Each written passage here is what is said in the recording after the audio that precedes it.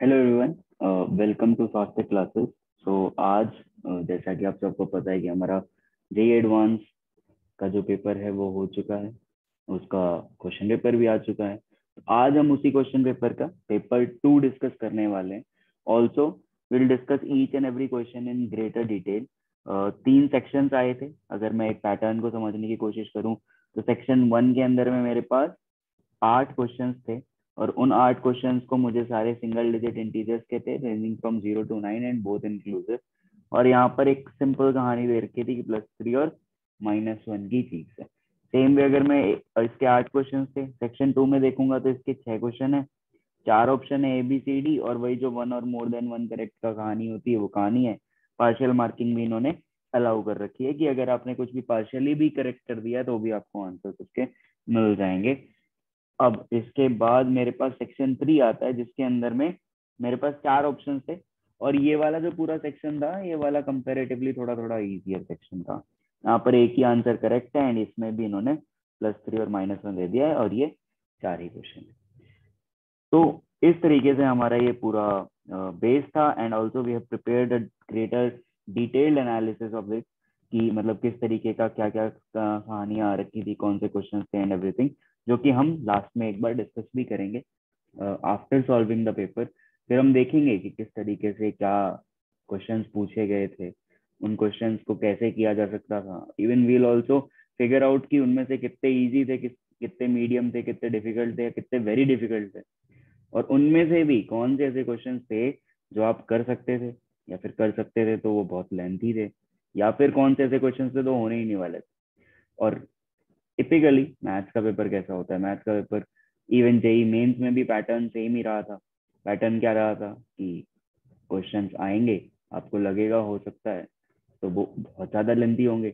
और अगर क्वेश्चंस आएंगे तो कुछ क्वेश्चंस ऐसे आ जाएंगे कि वो इतने डिफिकल्ट होंगे कि लगेगा जी ये तो हो ही नहीं सकता, ये तो हम कर ही नहीं पाएंगे। और इस बार भी सेम ही चीज है। पता नहीं कोई तो दुश्मनी है मैथ्स के साथ में, जो ये दुश्मनी निकल जाती है एनी हाउ। चल, सबसे पहला क्वेश्चन, अगर मैं इस क्वेश्चन को रेट करूं तो इस क्वेश्चन की रेटिंग मेरे हिसाब से somewhere on the medium level ही होगी, क्योंकि बहुत ही बेसिक सा क्वेश्चन पूछा है। ज्यादा कुछ चीजें नहीं है, बट अगेन थोड़ा सा लेंथी हो सकता है। ये दे रखा है sine of alpha plus beta, तो यहाँ से हमको एक चीज पता चलती है कि sine alpha cos beta plus cos alpha sign beta, ये वैल्यू आपकी 1/3 दी हुई है, मान लेते हैं।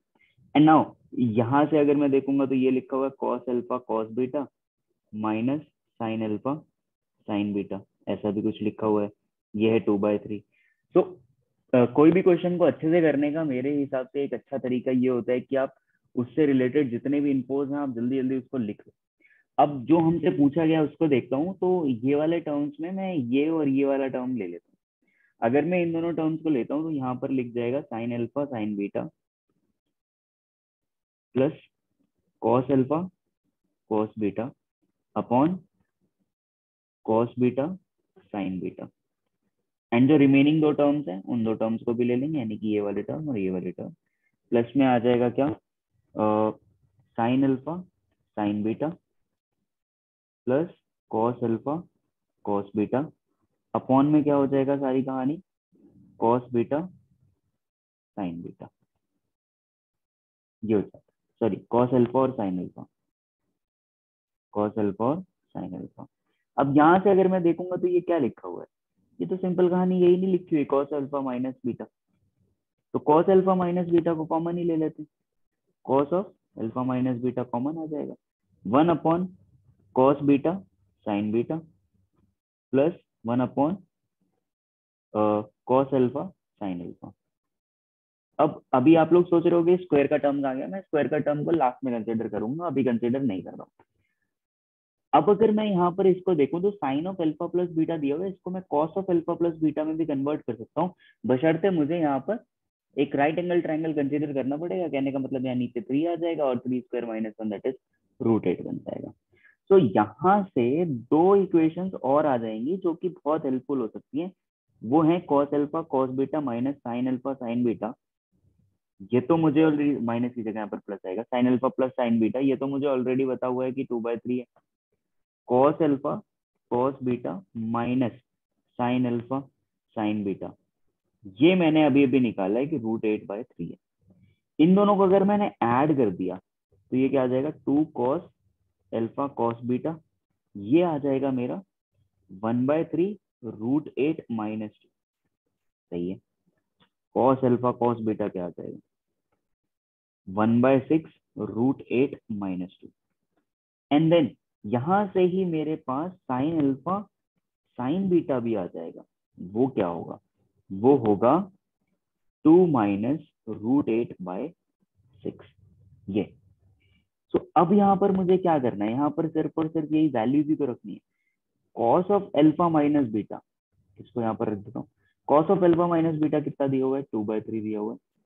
1/cos β cos beta sine beta कितना हो जाएगा, 1/cos β into sine beta. 1/cos β into sine beta कैसे निकाल सकते हैं हम यहाँ पर, दो तरीके हैं इस चीज को करने के। या तो मैं यहाँ पर ऐसा कर लूं कि ये ऊपर से 2 और 2 मल्टीप्लाई कर दूं, यहाँ पर 2 और 2 मल्टीप्लाई कर दूं, तो ये क्या बन जाएगा, 2 तो बाहर ही ले लेते हैं, 2 बाहर आ गया तो यहाँ पर हो जाएगा 4।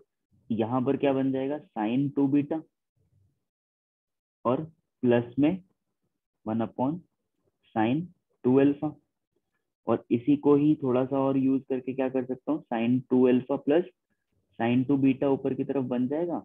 और नीचे वापस से ये सारी चीजें वैसे ही ओपन अप हो जाएंगी, 2 cos, यानी कि अभी तो फिलहाल चलो नेक्स्ट स्टेप में ओपन अप कर लेंगे, sin 2β इंटू sin 2α बन गया, ये हो गया। अब ये आ गया देखो 4/3 sin 2α, sine C plus D क्या होता है, 2 sin C+D/2 that is alpha plus beta into sin C - D/2 that is alpha into cos sorry C - D/2 that is alpha minus beta upon sin 2β, इसको क्या कर देंगे, 2 sin β cos beta into 2 sin α cos alpha. यहाँ से 2 2 4 cancel. अब देखो 2/3 sine alpha plus beta कितना दिया हुआ है, 1/3, यहाँ से 1/3 आ गया। cos अल्फा माइनस बीटा कितना दिया हुआ है, 2/3, 2/3 आ गया into sine beta into sine alpha, ये तो 1/2 - √8, ठीक है। 1/2 - √8 divided by 6 into cos alpha into cos beta, यहां से निकाल दो, √8 - 6/6। तो यहां से अगर मैं देखूंगा ये बन जाता है 2, ये बन जाता है 2, ऊपर की तरफ चला जाएगा, क्या आ जाएगा, ऊपर की तरफ जाएगा तो ये 2 × 2 × 2 × 2 डिवाइडेड बाय 3 इंटू, अब ये क्या होगा देखो, 2 - √8 इंटू √8 - 2, √8 - 2 क्या आ जाएगा, यहाँ से आएगा 8 - 2 का square that is 4 with a minus sine obviously, so -4। ये और ये कैंसिल हो जाता है, -4/3 आ रहा है। अब इस पूरे का स्क्वायर, जो यहाँ पर हमने ये चीज छोड़ रखी थी अभी, ये स्क्वायर को जो मैंने बोला था बाद में कंसिडर करेंगे, अब इस स्क्वायर को कंसिडर कर लेते हैं। ये हो जाता है 16/9।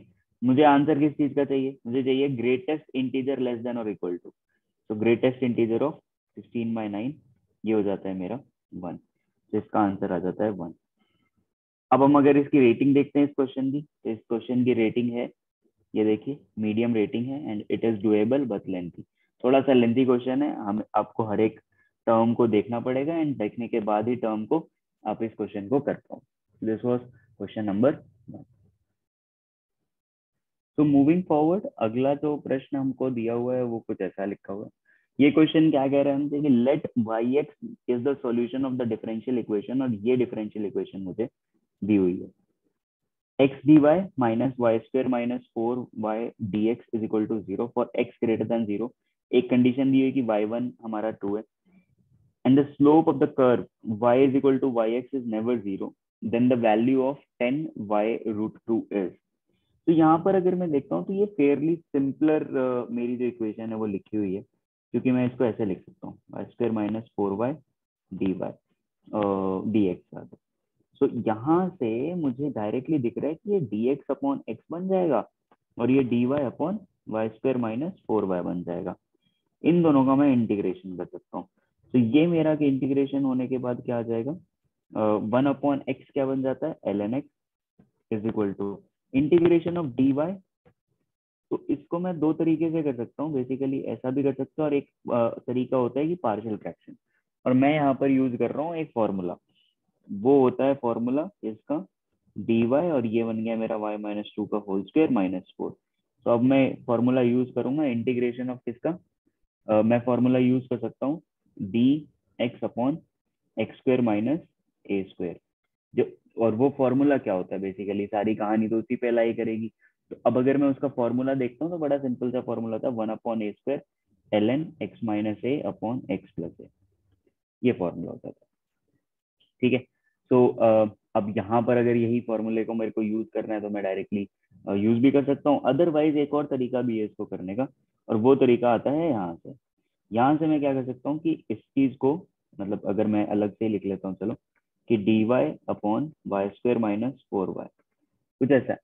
अगर मैं इस पर्टिकुलर चीज को अलग से लिखना चाहता हूँ तो मैं अलग से ऐसा भी लिख सकता हूँ कि मैंने इस पर्टिकुलर चीज को कुछ ऐसे लिख दिया, a upon y minus four plus b upon Y.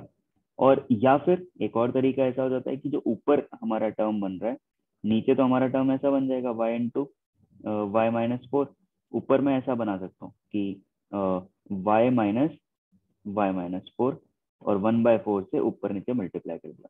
तो वन बाय फोर से ऊपर नीचे अगर मल्टीप्लाई किया तो ये बन जाता है one upon one minus four and minus of क्या आ जाएगा, वन अपॉन वाई। सो अब इसका अगर मैं इंटीग्रेशन करता हूँ तो one upon four L n y minus four upon y. So efficiently दोनों ही जगह से मेरा जो आंसर आएगा वो यही आएगा, एल एन मॉडुलस ऑफ, यहाँ पर मॉडुलस आ जाएगा Y minus four upon Y, यही मेरा हो जाएगा। सो सामने एल एन एक्स है, तो अगर मैं इसको दोबारा से लिखूं तो ये कुछ ऐसा लिखा हुआ है, l N x is equal to one by four L n y minus four upon y plus c. और एक कंडीशन दी हुई है, वाई वन की वैल्यू दो दी हुई है, तो y at one is equal to two है, तो एल एन वन कर लेते हैं, one by four L n, क्या आ जाएगा ये, modulus of two minus four divided by two plus c, c की वैल्यू भी आ जाती है जीरो।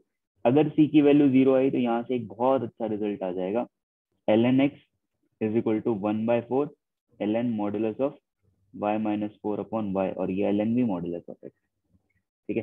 तो यहाँ से मैं क्या कह सकता हूँ कि ये फोर इस तरफ जाएगा, तो ये x to the power four is equal to y minus four upon y आ जाएगा। और यहाँ से मुझे डायरेक्टली कुछ कुछ चीजें पता चल सकती हैं, और वो चीजें क्या होंगी कि मान लेते हैं लेट्स से, अब मुझे वैल्यू किसकी निकालनी है, अब मुझे वैल्यू निकालनी है यहाँ पर टेन वाई रूट टू की, टेन वाई रूट टू की वैल्यू निकालनी है। अगर टेन वाई रूट टू की वैल्यू निकालनी है तो सिंपल सी कहानी हो जाती है कि मुझे इसमें वो पुट करना पड़ेगा, टेन वाई रूट टू। तो रूट टू पुट करूंगा सबसे पहले, तो रूट टू की पावर फोर, तो यहाँ पर हो जाएगा Y minus four upon four, that is यहाँ से कितना आ जाएगा ये आंसर, ये बेसिकली क्या कहानी बन जाएगी सारी, अगर मैं इसको पुट कर देता हूँ तो, अगर मैं इसको पुट कर देता हूँ तो ये मेरी कहानी बन जाती है टू की power two, that is four is equal to y minus 4 upon y, and that will be 4y is equal to y minus 4, ये कहाँ नहीं आ जाएगी।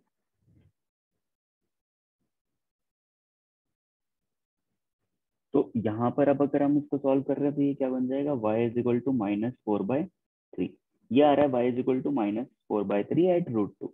सो अगर मैं 10 से इसको मल्टीप्लाई करूंगा तो obviously will not have a very regular solution of it.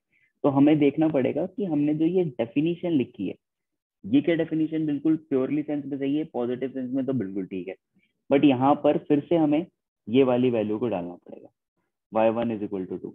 अगर मैं Y one is equal to two डालता हूँ तो वन हो जाएगा, यहाँ पर वन आ जाता है, ये हो जाता है two minus four upon two, ये आ जाता है माइनस वन। यानी कि यहाँ पर एक लैम्डा होना चाहिए और उस लैम्डा की वैल्यू हो जानी चाहिए माइनस वन। सो अब मैं यहाँ पर क्या करूंगा, एक्स की power four minus of Y minus four upon Y, और अब फिर से डालते हैं हम रूट टू की वैल्यू, तो यहाँ पर आ जाता है four minus Y plus four upon Y, यहाँ से हो जाता है five Y is equal to four and five Y is equal to हो जाता है फोर बाय फाइव। सो अब मुझे ten times four by five चाहिए, इसको टू से ये कर देंगे तो आंसर आ जाएगा मेरा अगेन यहाँ पर मेरे पास इतना आपको ट्राई करना पड़ेगा कि आपके पास दो डेफिनेशन हैं, एंड इस डेफिनेशन पे इस स्टेप पे आकर के again check the original condition, original function condition. ये हमको करना पड़ेगा, ये फंक्शन की जो ओरिजिनल कंडीशन है उस कंडीशन को अपन को चेक करना जरूर पड़ेगा। सुनो, मूविंग फॉरवर्ड, क्वेश्चन नंबर 3 हमको यहाँ पर दे रखे हैं, उसमें कह रहा है ग्रेटेस्ट इंटीजर लेस देन और equal to, greatest integer less than और इक्वल टू हमको बताना है पर्टिकुलर चीज का। और यहाँ पर ये बड़ा इंटरेस्टिंग बना देता है क्योंकि ये शेयर ऑब्जर्वेशन वाली कहानी, क्योंकि यहाँ पर हमको कह रहा है कि इंटीग्रेशन 1 से 2 log with base 2 X cube plus 1 dx, और यहाँ पर इंटीग्रेशन 1 से log 2n 2 raise to power x minus 1 की पावर 1/3 dx। अगर मैं इतना ऑब्जर्व कर पा रहा हूँ, अगर मैंने ये चीज ऑब्जर्व कर ली कि y is equal to log 2 X cube plus 1, मैंने ये मान लिया, ये सिर्फ मैंने अभी सपोज किया है ये पर्टिकुलर चीज। सो यहाँ से मैं ऐसा लिख सकता हूँ कि भाई 2 रेज टू पावर कर देता तो 2 रेज टू पावर y, इधर पर ये बन जाएगा, ये हो जाता है 2 raise to power y minus 1 की power 1/3 is equal to x। तो ये बेसिकली आपका एफ इनवर्स एक्स लिखा हुआ है और ये आपका एफ एक्स लिखा हुआ है। अगर मैं इसको और अच्छे सभ्य तरीके से लिखता हूँ तो ये लिखा हुआ है A B F of X D X plus F of A F of B F inverse X, ये चीज लिखी है। और इसका तो हमें डायरेक्टली रिजल्ट ही नहीं पता होता है क्या, b into F of b minus a into F of a. अगर ये चीज हमको पता है तो डायरेक्टली पुट कर देते हैं, बी और ए की वैल्यूज पुट कर देते हैं और उसके अंदर पुट कर देते हैं, it is 2 into F of A, that means क्या हो जाएगा log of log with base two 2 cube plus 1 minus A, that is 1 into log of क्या आ जाएगा ये 2 cube, that is 1 cube plus 1 that is 2, that is 1 cube plus 1 मतलब 1 plus 1 ऐसा कुछ आ जाएगा। लॉग विद बेस 2 है, बिल्कुल सही बात है। सो ये क्या बन जाता है, और टोटल में हमारे पास ये ऐसी चीज आ जाएगी। तो ये क्या हो जाता है 2 इंटू पूरी चीज क्या हो जाएगी log of 8 that is 9, sorry 9 divided by, कुछ ऐसा आ जाएगा, और विद बेस 2 समथिंग।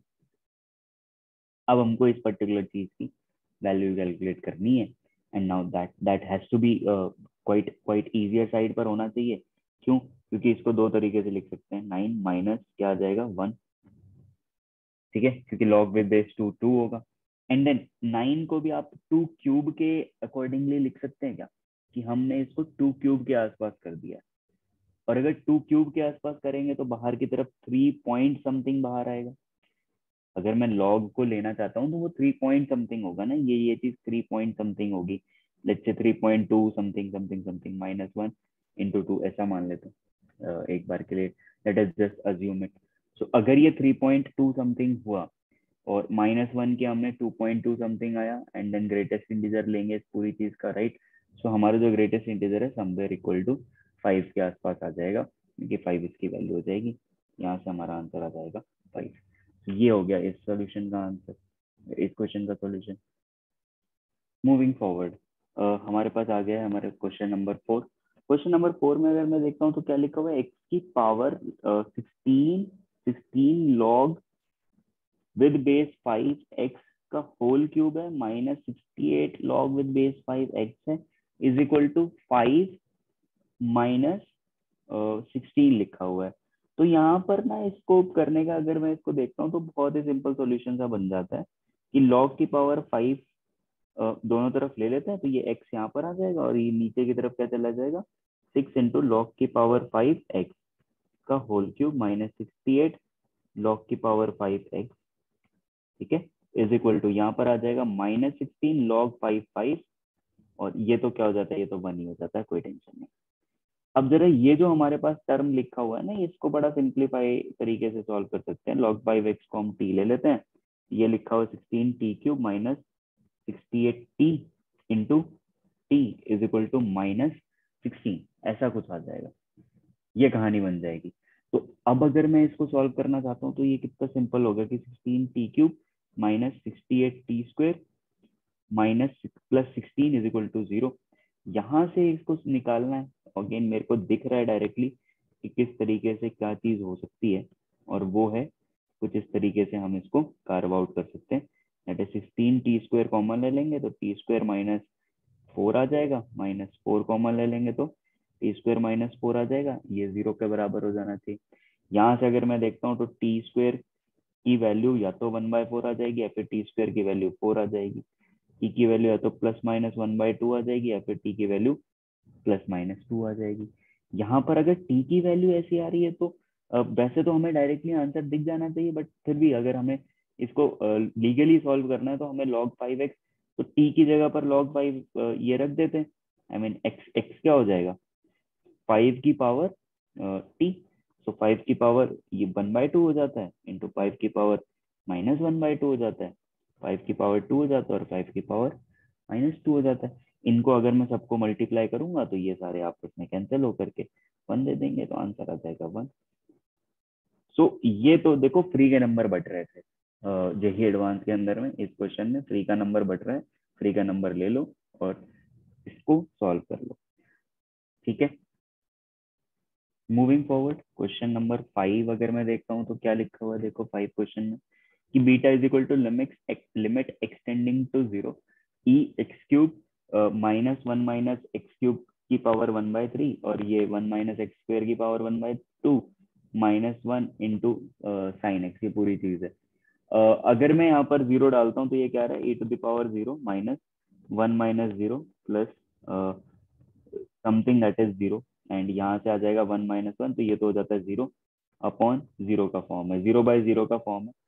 और ऐसी चीज हमें देखते ही क्या लगता है, सबसे पहला ख्याल जो हमारे मन में आता है और जिसको देख करके हमें लगता है कि इसी से सॉल्यूशन आने वाला है, और वो ख्याल होता है कि हम इसमें एल हॉपिटल रूल लगा दें। बट यहाँ पर अगर देखोगे और एल हॉपिटल लगाने की कोशिश करोगे तो जीवन निकल जाएगा और एल हॉपिटल से ये क्वेश्चन सॉल्व नहीं होने वाला। एल हॉपिटल लगाने की बजाय यहाँ पर हमको ये सोचना पड़ेगा कि हम इसको और कितने शॉर्टर मेथड से कर सकते हैं। एक चीज यहाँ पर और समझने वाली बात है कि when x is tending to 0, जब x टेंडिंग टू 0 होता है, when x is closer to 0, तो हम ऐसा कह देते हैं कि sin x is equal to x भी हो सकता है। ये भी चीज हम कह सकते हैं कि जो जब जब इतना पास होता है ना, sin x is somewhere equal to x, वो हम ये बोल सकते हैं। तो beta is equal to e⁻x³ का मैं सीधा के सीधा एक्सपेंशन ही लिख देता हूँ, 1+x³ प्लस x की एंड सो ऑन आगे चलता रहेगा। इसकी हमें जरूरत नहीं है, क्यों? क्योंकि नीचे देखो ना सिर्फ x³ बनेगा, नीचे और कोई टर्म नहीं बनेगा, नीचे बस x³ बनेगा। -1 माइनस x³ की पावर 1/3, इसको अगर मैं for any index, binomial for any index लगाता हूँ, 1 minus n into n minus NC1 है ना, तो n आ जाएगा 1/3 x³। मतलब इसको याद करने का बेसिकली तरीका होता है कि जैसे वहां पर NC1 लिखते हैं, NC1 की वैल्यू n होती है, तो n ही आ जाएगा नीचे। प्लस यहाँ पर क्या लिख देता हूँ, यहाँ पर अगेन मैं 1 माइनस एक्स स्क्वेयर की पावर 1/2 है, तो इसको भी मैं 1 माइनस एक्स स्क्वेयर की पावर 1/2, तो मतलब 1 माइनस इसको 1/2 लिख सकता हूँ, 1/2 x square and -1 into sine x. मैंने एक्स स्क्वेयर तक ही क्यों लिखा, क्योंकि देखो इसके बाद जो टर्म आएगा वो x³ का टर्म होगा, साइन एक्स से मल्टीप्लाई होगा, एंड मैंने ऑलरेडी बोला है कि X sine X X is equal to sine X हो सकता है। x³ तो वहीं बन गया ना, नीचे तो डिनोमिनेटर में x³ है, तो आगे की वैल्यूज लेने की हमें जरूरत ही नहीं है। यहाँ से अगर मैं देखूंगा तो 1+x³ -1 plus x³ divided by 3 minus क्या आ जाएगा ये 1/2 x square into sine x divided by x³। तो ये और ये कैंसिल हो जाता है। x³ वाली जो चीज है ये क्या बन जाती है, मतलब अगर मैं इसको देखूंगा तो x³ प्लस 1/x³, ऐसा कुछ कहानी है। तो ये कहानी किस तरीके से खुलेगी, ये कहानी अगर मैं और ध्यान से देखता हूँ तो इस पूरी चीज को मैं ऐसा लिख सकता हूँ ना कि ये आ जाएगा 4/3 माइनस, क्योंकि x³ तो कैंसिल हो गया, -1/2 एंड साइन एक्स है तो साइन एक्स बाई एक्स हो जाएगा, और ये भी हमारा क्या होता है 1 ही होता है। तो यहाँ से अगर मैं देखता हूँ तो ये 6 हो जाता है, ये 8 हो जाता है, माइनस में अगर मैं सॉल्व करूंगा तो यहाँ से कितना आ जाएगा 3, ये हो जाता है 5/6, बीटा की वैल्यू हो जाती है 5/6, मुझे 6 बीटा चाहिए, तो 6 इंटू 5/6 दैट इज 5, ये मेरा आंसर आ जाता है। तो दिस इज अगेन, ये वाला क्वेश्चन को अगर मैं देखूंगा और मैंने इसको LH से सॉल्व करने की कोशिश करी, तो LH से सॉल्व करने में तो कम से कम 6 से 7 स्टेप्स और ऐड होने वाले, क्योंकि नीचे रिडंडेंटली चेन रूल लगता जाएगा हर बार, प्रोडक्ट रूल लगता जाएगा। इनफैक्ट चेन रूल ऊपर लगेगा, प्रोडक्ट रूल नीचे लगेगा, तो वो क्वेश्चन काफी लेंथी हो जाएगा, तो उससे वो करने की जरूरत नहीं है। Again this was again a question that was doable. Medium difficulty कह सकते हैं, क्योंकि कई बार एलएच लगाने पर हमारा टाइम वेस्ट हो सकता है ना, और कई बारी हम फॉर्मूला गलत लगा देंगे बाइनोमियल पर एन इंडेक्स का, इसलिए ये मीडियम डिफिकल्टी का क्वेश्चन बन जाता है। तो आगे चलते हैं। क्वेश्चन नंबर 6 हमको दिया हुआ। क्वेश्चन नंबर 6 में क्या कह रहे हैं, कंसीडर दिस मैट्रिक्स, और इस matrix if this is a singular matrix then the value of this will be. तो सिंगुलर मैट्रिक्स कहने का मतलब क्या हुआ है कि अगर मैं इस पूरे का a7 minus beta minus 1 a6 minus beta a5 a⁵ का मॉडुलस लूंगा तो वो 0 आना चाहिए, ये कहने का मतलब हुआ है। यहाँ से मैं डायरेक्टली a⁵ कॉमन ले सकता हूँ, ये हो जाएगा a square minus beta minus 1 into a minus beta, ये वैल्यू आ जाती है 0। अब यहाँ से मैं देखूंगा तो ये हो जाता है modulus of a⁵ and modulus of a square minus a beta minus a minus rather plus a minus beta into i का मॉडुलस इज इक्वल टू 0।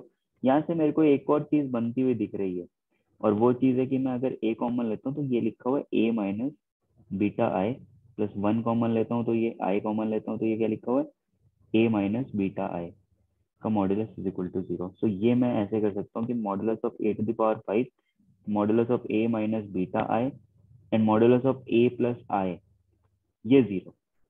अगर मैं यहाँ पर मॉडुलस ऑफ ए लेता हूँ तो मॉडुलस ऑफ ए क्या आ रहा है, beta into 0 plus 0 plus 1 into क्या आ जाएगा 2 minus 1 that is 2 minus 3 that is minus 1। So modulus of a तो आ रहा है -1। Modulus of A plus i क्या आ रहा है, ये भी कैलकुलेट कर लेते हैं। सो ए प्लस आई करेंगे तो ये जो मैट्रिक्स है वो क्या बन जाएगी, बीटा प्लस 1 0 1 2 2 -2 3 1 -1, ये आ जाएगा। सो इसको कैलकुलेट करते हैं तो बीटा प्लस 1 इंटू 0 हो जाता है, प्लस 0 प्लस 1 इंटू क्या आ जाएगा 2 माइनस 6 दैट इज -4। तो ये भी 0 नहीं हो रहा है, तो अब क्या चीज 0 होनी चाहिए, a माइनस बीटा आई का मॉडुलस हैज टू बी 0। क्यों भाई, क्योंकि हमने चेक कर लिया मॉडुलस ऑफ ए भी 0 नहीं हुआ, मॉडुलस ऑफ ए प्लस आई भी 0 नहीं हुआ, एक ही चीज है जो 0 हो सकती है, वो क्या है, ए माइनस बीटा आई। अगर मैं ए माइनस बीटा आई की वैल्यू कैलकुलेट करता हूँ, यहाँ पर ही लिख लेते हैं a minus beta i, a minus beta i that is a minus beta. So ये हो जाता है 0 बिकॉज बीटा माइनस बीटा, यहाँ पर क्या आ जाएगा बीटा माइनस बीटा। तो अगर नहीं समझ में आ रहा है तो मैं इसको ऐसे भी लिख सकता हूँ बड़ा सिंपली, कि आपके पास ऊपर टर्म क्या है बीटा 0 1, तो मैट्रिक्स बना करके beta 0 1 and 2 1 -2 2 1 -2 and then that is 3 1 and -2 minus क्या आ जाएगा बीटा 0 0 0 बीटा 0 0 0 बीटा, ये क्या हो जाएगा, ये आपका टर्म बन जाता है 0 0 1 and 2 1 minus beta -2 and then 3 and then 1 and -2 minus beta. इसका अगर मैं डिटर्मिनेंट लेना चाहता हूँ, इसका अगर मेरे को डिटर्मिनेंट लेना है तो 1 इंटू क्या आ जाएगा 2 and -3 plus 3 beta is equal to क्या हो जाना चाहिए, ये पार्ट 0 हो जाना चाहिए। तो 3 बीटा की वैल्यू हो जानी चाहिए 1, बीटा की वैल्यू हो जानी चाहिए 1/3। अगर बीटा की वैल्यू 1/3 आ गई, मुझे 9 बीटा निकालना है, तो 9 इंटू 1/3 is 3, ये मेरा आंसर हो जाएगा। सो अगेन यहाँ पर ना अगर मैं देखता हूँ इसको एनालाइज करने की कोशिश करता हूँ तो जी ये वाला स्टेप है, ये काफी क्रिटिकल स्टेप है, ये बहुत ज्यादा क्रिटिकल स्टेप है। अगर हमने ये स्टेप को एनालाइज नहीं किया तो हो सकता है कि किसी कंडीशंस में हमारा आंसर ना आए, अदरवाइज तो ये अगेन वेरी डूएबल क्वेश्चन है। ठीक है, moving forward, question number 7। Now this is a very very good question, मतलब I personally like this question a lot, क्योंकि इसके अंदर में ना बहुत ही हिडन सी बात पूछ दी है, and most of the time हम वो चीज को ना नेग्लेक्ट ही करके बैठे होते हैं कि हम क्यों ही टेंशन लेंगे इतनी सारी बातों का। तो सबसे पहले तो हमारे पास एक हाइपरबोला दिया हुआ है, तो विदाउट एनी फर्दर अडू हमें क्या करना चाहिए, सबसे पहले तो एक हाइपरबोला को प्लॉट ही कर देना चाहिए, और वो हाइपरबोला प्लॉट हो जाएगा कुछ इस तरीके से, है ना। ये हाइपरबोला प्लॉट हो गया। यहाँ पर हमको कुछ कुछ एरियाज हमको पता चल जा रहे हैं, दैट इज ए स्क्वायर हमारा 100 है, बी स्क्वायर हमारा 64 है। This is something that we should know. Now let's start with the question. क्या कह रहा है कि this hyperbola is considered with foci as S, foci आपकी एस है, दूसरी फोकाई S1 है, where S lies on the positive X axis, बिल्कुल। Let P be the point on the hyperbola in the first quadrant, तो कोई भी एक point P है फर्स्ट क्वाड्रेंट के ऊपर, और यहाँ पर बोल रहे हैं the straight line through first P be the point in the first quadrant, S P and S1, S P and S1 के बीच में क्या एंगल आ गया, अल्फा का एंगल आ गया, ठीक है।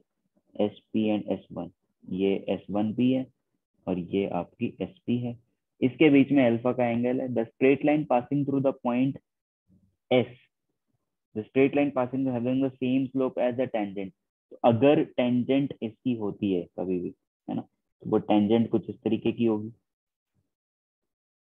और इसी टेंजेंट के क्या होगा, पैरेलल ही हमें एक और लाइन दी हुई है, और वो ऐसी लाइन दी हुई है, ठीक है। इसी टेंजेंट के पैरेलल दिया हुआ है, the straight line passing through S and having the slope tangent parallel to intersect the line S1P at, S1P को इंटरसेक्ट करता है P1 पे, यानी कि ये लाइन जब ऐसे आगे जाएगी तो ये P1 पे इंटरसेक्ट करता है।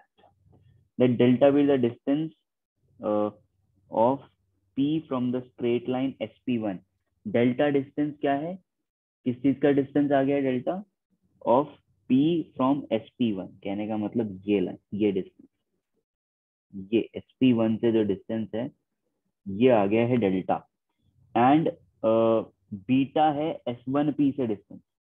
सो S1P से डिस्टेंस किसका है, किस पॉइंट किसका, let delta be the distance of P point from S1 SP1, SP1 line से ये डिस्टेंस है, एंड बीटा है S1P से। तो अगर मैं बीटा लूंगा तो बीटा क्या आएगा, यहाँ पर बीटा आ जाएगा आपका ये बात, क्योंकि डिस्टेंस तो ये यही हुआ S1P पे, तो डिस्टेंस S1P के लाइन के अलॉन्ग ही रहेगा, ठीक है। सो अब ये कहानी हो गई है। अब यहाँ पर मुझसे क्या पूछ रहा है, 9 delta by beta delta by 9 into sine alpha by 2, ये पूछा हुआ है। एक एक सिंपल सी बात है कि ये अगर मेरा अल्फा एंगल था, ये वाला मेरा अल्फा एंगल था, तो टेंजेंट बेसिकली क्या कर रहा है, इस पूरे एंगल को दो पार्ट में डिवाइड कर रहा है, तो ये अल्फा बाय 2 और ये भी क्या है, अल्फा बाय 2। अगर मैं ट्राइंगल कंसीडर करता हूँ, तो इन ट्राइंगल S1PS, ऐसा ट्राइंगल कंसीडर कर रहा हूँ, ठीक है। इस तरीके का मैंने एक ट्राइंगल कंसीडर कर लिया। इस ट्राइंगल में कुछ कुछ चीजें अलग होंगी, बट क्या मैं एक और काम कर सकता हूँ यहाँ पर, अब एक और चीज मुझे स्ट्राइक करनी चाहिए कि ये इसका परपेंडिकुलर डिस्टेंस होगा। मतलब लेट्स से यहाँ पर नहीं हो रहा है, तो मतलब अगर डायग्रामेटिकली नहीं सही बैठ रहा है, तो हम कहीं यहाँ ले लेते हैं इसका डिस्टेंस, कहीं यहाँ पर ऐसे ऐसे ऐसे डिस्टेंस ले लेते हैं, सो दैट ये जो लाइन है ये कहीं यहाँ जा करके कट करेगी और ये 90 डिग्री का एंगल बना देगा। इस पॉइंट को मैं मान लेता हूँ ए, मान लेता हूँ इस पॉइंट को, ठीक है। तो ये हो जाता है S1 A P, ऐसा कह देते हैं। So sine of alpha by 2, क्योंकि मुझे तो यही चाहिए साइन ऑफ अल्फा बाय 2, मैंने इसीलिए ये काम किया। साइन ऑफ अल्फा बाय 2 क्या हो जाएगा, साइन ऑफ अल्फा बाय 2 इस एक ट्राइंगल में, ये ट्राइंगल है आपका, ये 90 डिग्री है, ये आपका ए है, ये आपका S1 और ये आपका P है, और S1P में आपका ये बीटा भी दिया हुआ है।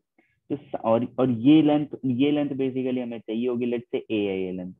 सो ये लेंथ अगर ए है तो ए बाय बीटा ये दे रखा है। So beta sine by alpha by 2 is equal to a, ये आ गया पहली चीज, ये बन गया। अब दूसरी चीज क्या है, दूसरी चीज ये होती है कि एक हाइपरबोला के अंदर में जो प्रोडक्ट ऑफ परपेंडिकुलर डिस्टेंसेस होता है, product of perpendicular distances from focus, जो फोकस होता है ऑफ एनी टेंजेंट, ये क्या हो जाता है, ये हमने पढ़ा हुआ है कि ये बी स्क्वायर के बराबर हो जाता है। सो ये एक तो डेल्टा है, इनटू दूसरी चीज क्या है, डेल्टा है, और दूसरा डिस्टेंस कौन सा है, ए डिस्टेंस है, is equal to b square आ जाएगा। तो यहाँ से अगर मैं देखूंगा तो डेल्टा की वैल्यू भी क्या आ रही है, बी स्क्वायर बाय के, ये आ रही है। अब जरा मैं यहाँ पर वैल्यूज पुट करता हूँ। तो मुझे क्या निकालना है, beta delta by 9 sine alpha by 2, ठीक है। सो यहाँ से अगर मैं देखूंगा तो beta delta, beta sine alpha by 2 क्या हो जाएगा, beta into sine alpha by 2 क्या हो जाएगा, beta into sine alpha by 2 हो जाएगा ए इंटू डेल्टा की जगह क्या आएगा, बी स्क्वायर बाय 9 है ना। ये और ये कैंसिल, बी स्क्वायर क्या है, मैंने ऊपर लिखा हुआ बी स्क्वायर 64 है, 64 बाय 9। और मुझे क्या चाहिए, ग्रेटेस्ट इंटीग्रल वैल्यू चाहिए, तो 64 बाय 9 की ग्रेटेस्ट इंटीग्रल वैल्यू क्या हो जाएगी, 7। ये मेरा फाइनल आंसर आ जाएगा।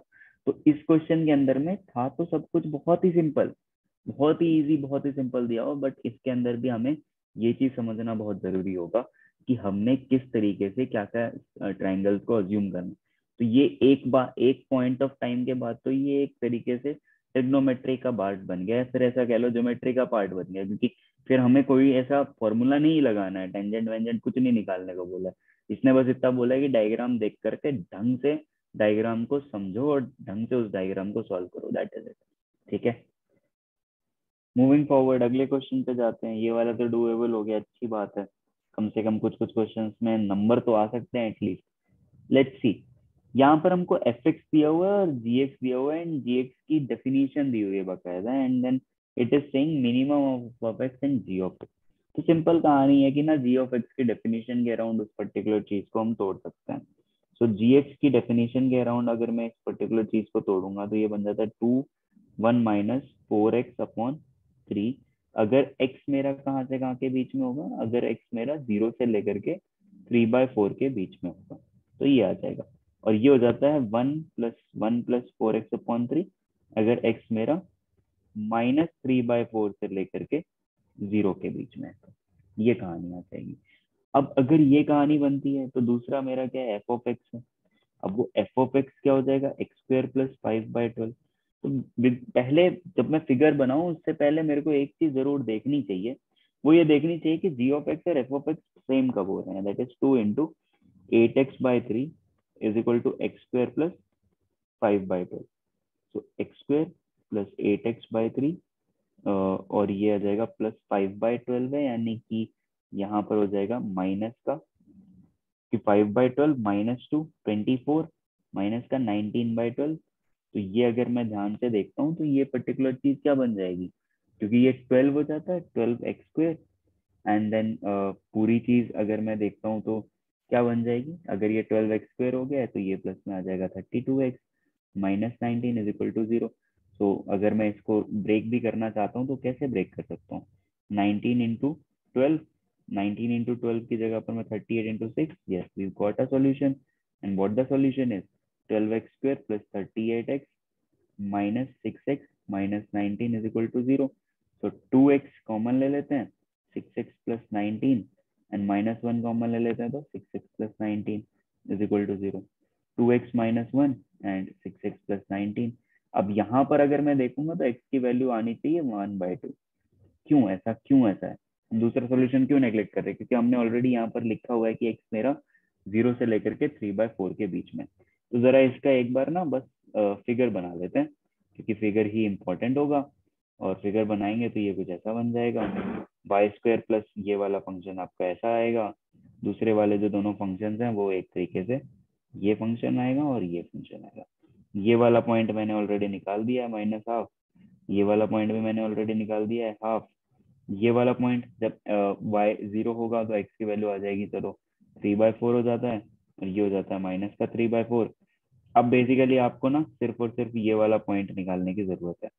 ये वाला पॉइंट x = 1/2 पर क्या हो जाएगा, अगर मैं जी एक्स में यहाँ पर अगर मैं x = 1/2 रखता हूँ तो क्या आ जाएगा, 2 × 1 - 2/3 that is basically 2/3।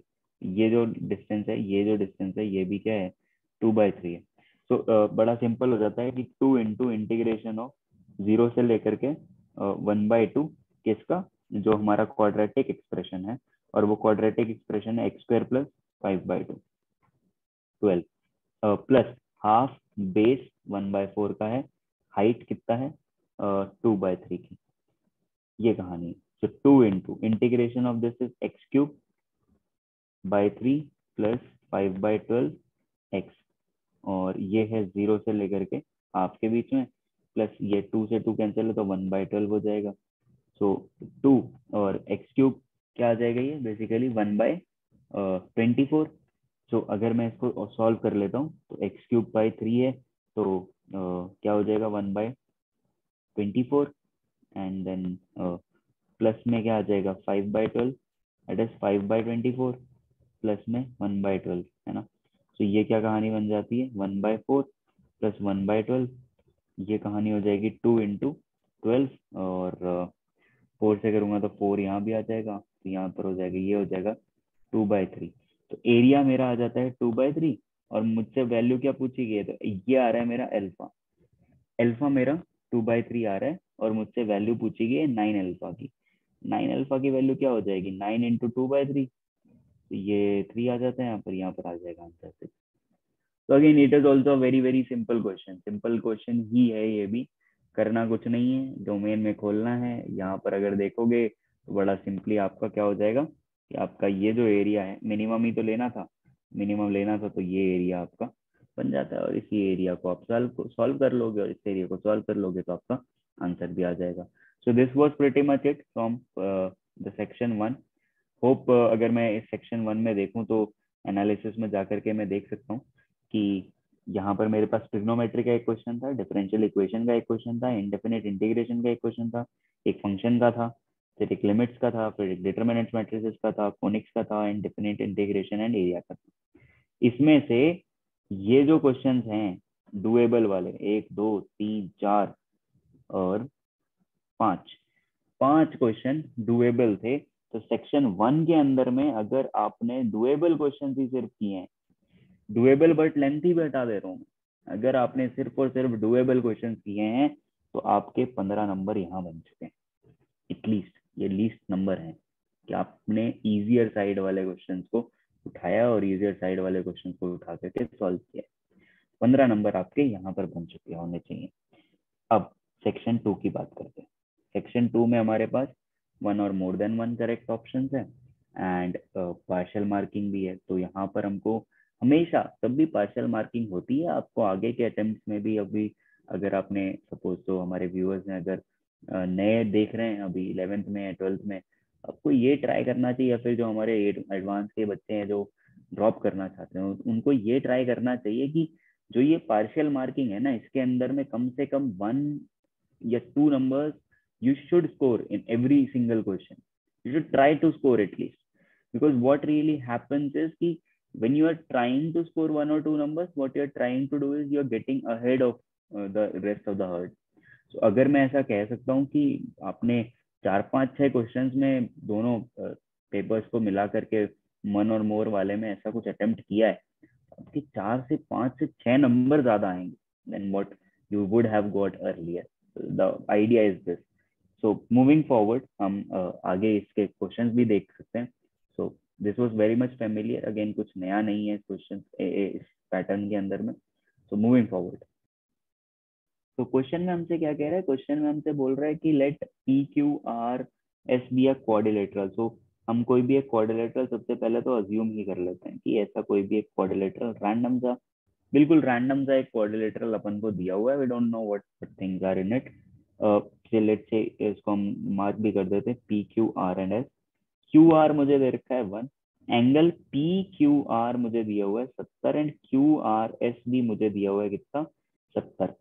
P Q S angle, P Q S angle बड़ा ही पिक्यूलियर सा एंगल है ये। पी क्यू एस एंगल क्यों दिया पता नहीं, 15 दिया हुआ है any which way. P Q S angle ये दे रखा है P R S angle, P R S angle, P R S angle, ये वाला एंगल कितना दे दिया 40 दे दिया, ये वाला एंगल 40 दे दिया। आप कुछ कुछ चीजें हम निकाल सकते हैं, जैसे कि ये एंगल निकाल देंगे 30 है, ये 30 है, ये पूरा एंगल 70 है, तो ये वाला एंगल कितना आ जाएगा, ये आ जाएगा 80। बड़ा सिंपल है। अब हमें क्या निकालना है, पी क्यू मुझे दिया हुआ है अल्फा, पी क्यू मुझे दिया हुआ है अल्फा, पी एस मुझे दिया हुआ है बीटा, पी एस बीटा दे दिया, ठीक है। देन द इंटरवल हमें बताना है 4 alpha beta sin theta. What is theta here? R, P and S. RPS. This is theta. This is theta. Okay. This is theta.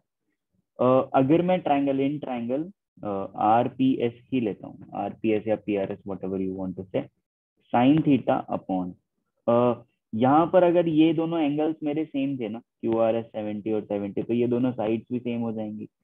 Upon 1 is equal to क्या आ जाएगा? sin 40 upon beta. ऐसा कह सकता हूँ. So beta sin theta is equal to sin 40. यहाँ से एक चीज तो मुझे मिल गई है. अब अगली चीज के लिए मैं क्या कर सकता हूँ? से सपोज ट्रायंगल PQR ले लेता हूँ. अगर मैंने ट्रायंगल PQR लिया तो इसके अंदर में sin 30 डिग्री अपॉन ये वाला अल्फा होगा, sin 30 के अपोजिट अल्फा है, is equal to sin 80 upon 1. तो यहाँ से अगर मैं देखूंगा तो अल्फा की वैल्यू क्या आ जाएगी?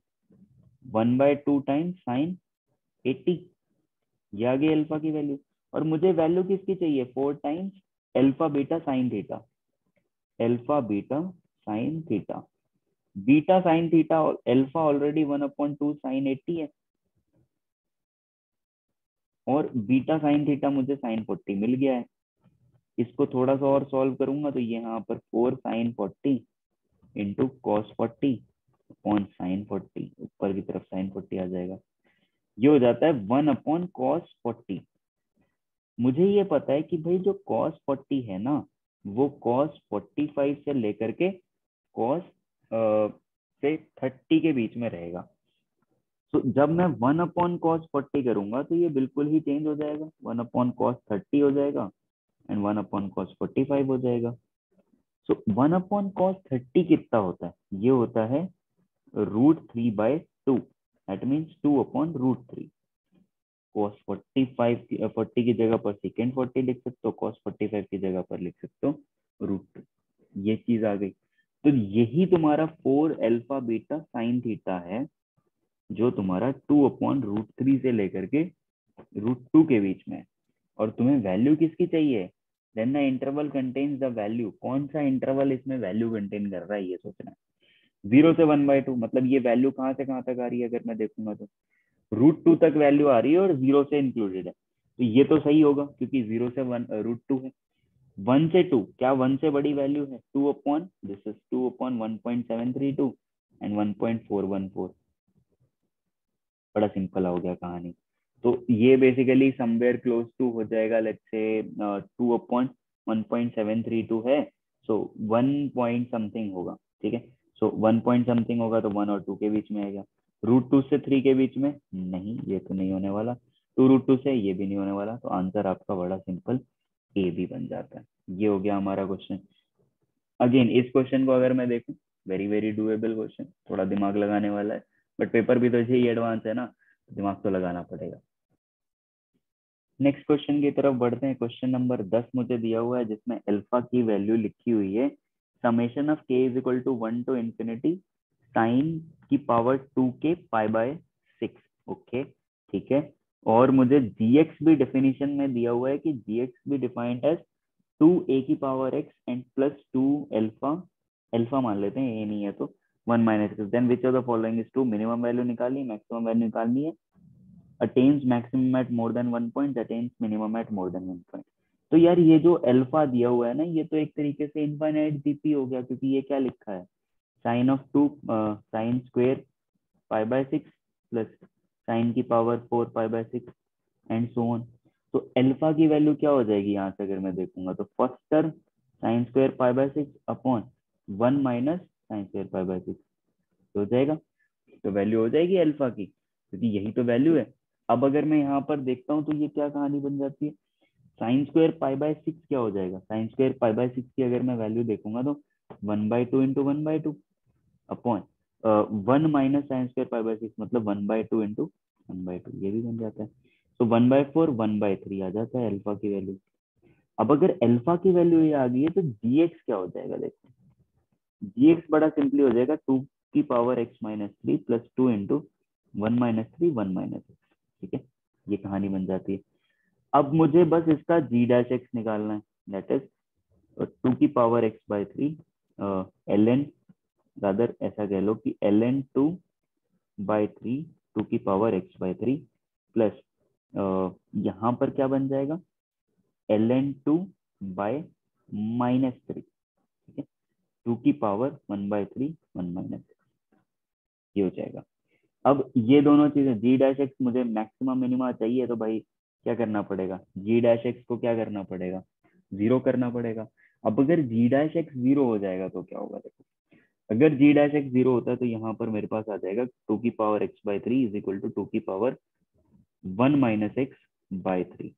तो ये हो जाएगा x/3 is equal to 1 - x/3। कहने का मतलब क्या हुआ, 2x/3 is equal to 1/3। x की वैल्यू क्या आ रही है, हाफ, और x की वैल्यू हाफ पर मैं एक बार ही चेक कर लेता हूँ कि g जब 0 होगा तो क्या वैल्यू आएगी, 2 + 2 की पावर 1/3, समथिंग लाइक दिस। तो ये पॉजिटिव वैल्यू है। और g एट हाफ क्या हो जाएगा, दैट इज ये कितना हो जाएगा, 2 plus this particular thing, 2 plus and the whole thing will be कितना, 2 + 2 की पावर 1/3 है ना। तो ये इसको मैं और भी कन्वर्जन में लिख सकता हूँ, मतलब और भी चीजों में कर सकता हूँ कन्वर्ट। अब यहाँ से अगर मैं एक और चीज देखो, g(0), सॉरी ये 1 हो जाएगा, 1 + 2 की पावर 1/3 हो जाएगा। सो g(1/2) अगर मैं कैलकुलेट करता हूँ तो g(1/2) क्या आ जाएगा, g(1/2) आएगा 2 की पावर 1/6 प्लस 2 की power 1/3 and 1 - 1/2 is basically 1 minus क्या आ जाएगा, 1 - 1/2। तो 2 की पावर 1/6, 2 की पावर 1/6 प्लस 2 की पावर 1/6, तो 2 की पावर 7/6। सो ऑब्वियसली अगर आप अगर देखोगे तो सिंपल कहानी समझोगे कि 0 है और ये हाफ है, 0 पर वैल्यू कहीं यहाँ है, दैट इज 1 + 2 की पावर 1/3 है, एंड हाफ पर उससे वैल्यू ज्यादा है, तो ऑब्वियसली यहाँ पर मैक्सिमा हो रहा है कि मिनिमा हो रहा है, ये सोचना पड़ेगा यहाँ पर कि मेरे पास ये मैक्सिमम आ रहा है या मिनिमम आ रहा है। ऑब्वियस सी बात है कि यहाँ पर ये मैक्सिमा आ रहा है, तो maxima eight more than 1 point, attain it's maxima eight more than 1 point, ठीक है। मैक्सिमम वैल्यू हमने निकाल ली है, 2 की पावर 7/6 हो जाएगा। एंड देन हमने ये भी निकाल लिया है कि हमारे पास मैक्सिमम वैल्यू कितनी आ जाएगी, maximum value of g is this 1 + 2 की पावर 1/3, सॉरी उल्टा हो जाएगा यहाँ पर एक्चुअल में, यहाँ पर ये वैल्यू यहाँ है और ये वैल्यू यहाँ है, क्योंकि 2 की power 7/6 is obviously 2 point something होगा, and 1 + 2 will always be greater than that। so ये मिनिमम वैल्यू आ रही है, that is maximum at more than 1 point पर अटेन करता है, क्योंकि हर बार ऐसे ऐसे अटेन करता ही चला जाएगा, मोर देन 1 पॉइंट पर ये मैक्सिमम अटेन करेगा। तो यस, आंसर हो जाता है ए, बी और सी। ये आपके 3 आंसर आ जाते हैं, दैट इज इट। तो आगे चलते हैं, अगर क्वेश्चन नंबर 11 देखते हैं तो यहाँ पर ये क्वेश्चन में ये एक अच्छा क्वेश्चन था। ये कह रहा है कि late z conjugate denote the complex conjugate of a complex number if z is a non-zero complex number for which both real and imaginary parts of this are integers। Real and imaginary part क्या बोल रहा है कि ये पूरे के पूरे properly एक इंटीजर आने चाहिए। हमें बताना है then which of the following for this values is true, modulus z के लिए कौन सी वैल्यूज ट्रू होंगी। तो मुझे पता है कि मैं z को कुछ ऐसा लिख सकता हूँ, राइट, कि r × e⁻∠θ, और मैं z कॉन्जुगेट को ऐसा भी लिख सकता हूँ, r × e⁻∠−∠θ, ठीक है। दोनों ही चीजें मैं कर सकता हूँ। तो अगर मैं मॉडुलस z का स्क्वायर करूंगा, या फिर मैं इसको ऐसा भी लिख सकता हूँ कि cos theta plus iota sine theta, that is also possible. जरा मैं मॉडुलस z बार का स्क्वायर कर लेता हूँ, तो ये क्या लिखा हुआ है, r² × e⁻²θ आयोटा 2 थीटा, ठीक है। जेड स्क्वायर क्या लिखा जाएगा, r² × e⁻, क्या आ जाएगा, आयोटा थीटा, आयोटा 2 थीटा। सो ये वाली भी चीज 1/z² है आपकी, है ना। सो ये हो जाएगा r² e⁻−आयोटा 2 थीटा प्लस यहाँ से क्या आ जाएगा, 1/r² e⁻आयोटा 2 थीटा। सो -2 थीटा वहां पर भी चला जाएगा, तो ये बेसिकली हो जाएगा r² × 1/r²। ये कहानी टोटल बन जाएगी कि r² + 1/r² बन जाएगा, okay. That is fine. So अब अगर हम देखते हैं तो ये बेसिकली कैसे लिखा हो सकता है कि a प्लस आयोटा b, कुछ ऐसा है। तो आई आयोटा टू थीटा वाली जो सारी कहानी है, अगर ये जो आर वाली कहानी है, यहाँ पर ये क्या लिखा हुआ है, मॉडुलस जेड। तो मुझे मॉडुलस जेड कहने का मतलब क्या होता है, आर ही तो होता है। अगर ये आर ही मेरा एक इंटीजर बन जाएगा, अगर ये आर ही मेरा इंटीजर बन जाए, मेरा काम हो गया। आर अगर इंटीजर बनने का मतलब क्या होता है कि भाई 1/r²। सबसे पहले तो ये चेक करेगा इस वैल्यूज को कि ये वैल्यूज इनकी कितनी ज्यादा ऑथेंटिसिटी है इन वैल्यूज की। सबसे पहले तो हमें ये देखना पड़ेगा, राइट। तो हम सबसे पहले ये देखेंगे कि सारे के सारे ऑप्शन कितने जगह पर मैच करते हैं। तो अब इसकी इंटीग्रल वैल्यूज को अपन को चेक करना है, तो सिंपल सी बात है कि ये रियल नंबर्स के साथ तो इक्वेट हम कर नहीं सकते, तो हमको दोनों का मॉडुलस लेना पड़ेगा। तो ये बात हमारे पास आ जाएगा whole square is equal to a² plus b² हो गया। परफेक्ट इंटीजर्स आ गए हैं, r⁴ प्लस 1/r⁴ प्लस क्या आ जाएगा यहाँ से, आपके पास 2b आ जाता है। ये भी एक चीज आ जाएगी कि 2b हो जाएगा। अब यहाँ पर हमारे पास r⁴ है। अब ये चीजें, ये टर्म्स मुझे दिए हुए हैं। अब इनमें मैं अगर देखता हूँ, r⁴ is fairly simple, but अगर मैं 1/r देखता हूँ तो ये बेसिकली कैसे लिख जाएंगे कि भाई 1/43 प्लस 3√205, है ना, ऐसा है। तो क्या मैं इसको ऐसा लिख सकता हूँ, 43 माइनस 3√205, और ऊपर क्या आ जाएगा 43 माइनस 3√205, ये दोनों ही चीजें बन जाएंगी। अब मैं अगर इस चीज को सॉल्व करता हूँ तो 43 इंटू 43 निकालना पड़ेगा मुझे। तो सबसे पहले मैं 43 इंटू 43 निकाल लेता हूँ। 43 इंटू 43 क्या हो जाएगा, 43 into 43 9, 43 12, this is done, this is 12 1 carry 17 9 4 8 1849। तो ये हो जाता है 1849। तो अब मैं चलो नीचे ही मैं इसको सॉल्व कर लेता हूँ, 43√204, A option. 43 plus 43 plus √205 upon 2 की पावर 1/4, और मुझे इसे किस में डालना है, r⁴ प्लस 1/r⁴ में। तो मैं सबसे पहले 1/r कैलकुलेट कर रहा हूँ इसका। 43 माइनस, जैसे कि मैंने यहाँ पर 3 भी है, सॉरी, जैसे कि मैंने ऊपर किया हुआ है कि मैं इसका अगर r कैलकुलेट कर रहा हूँ तो मैं √205 है, यहाँ पर 3 आ जाएगा। और मैंने क्या किया इसको, ये बेसिकली प्लस में है तो मैंने इसको माइनस के साथ में मल्टीप्लाई कर दिया है, एंड ऊपर भी मुझे माइनस के साथ में इसको मल्टीप्लाई करना है।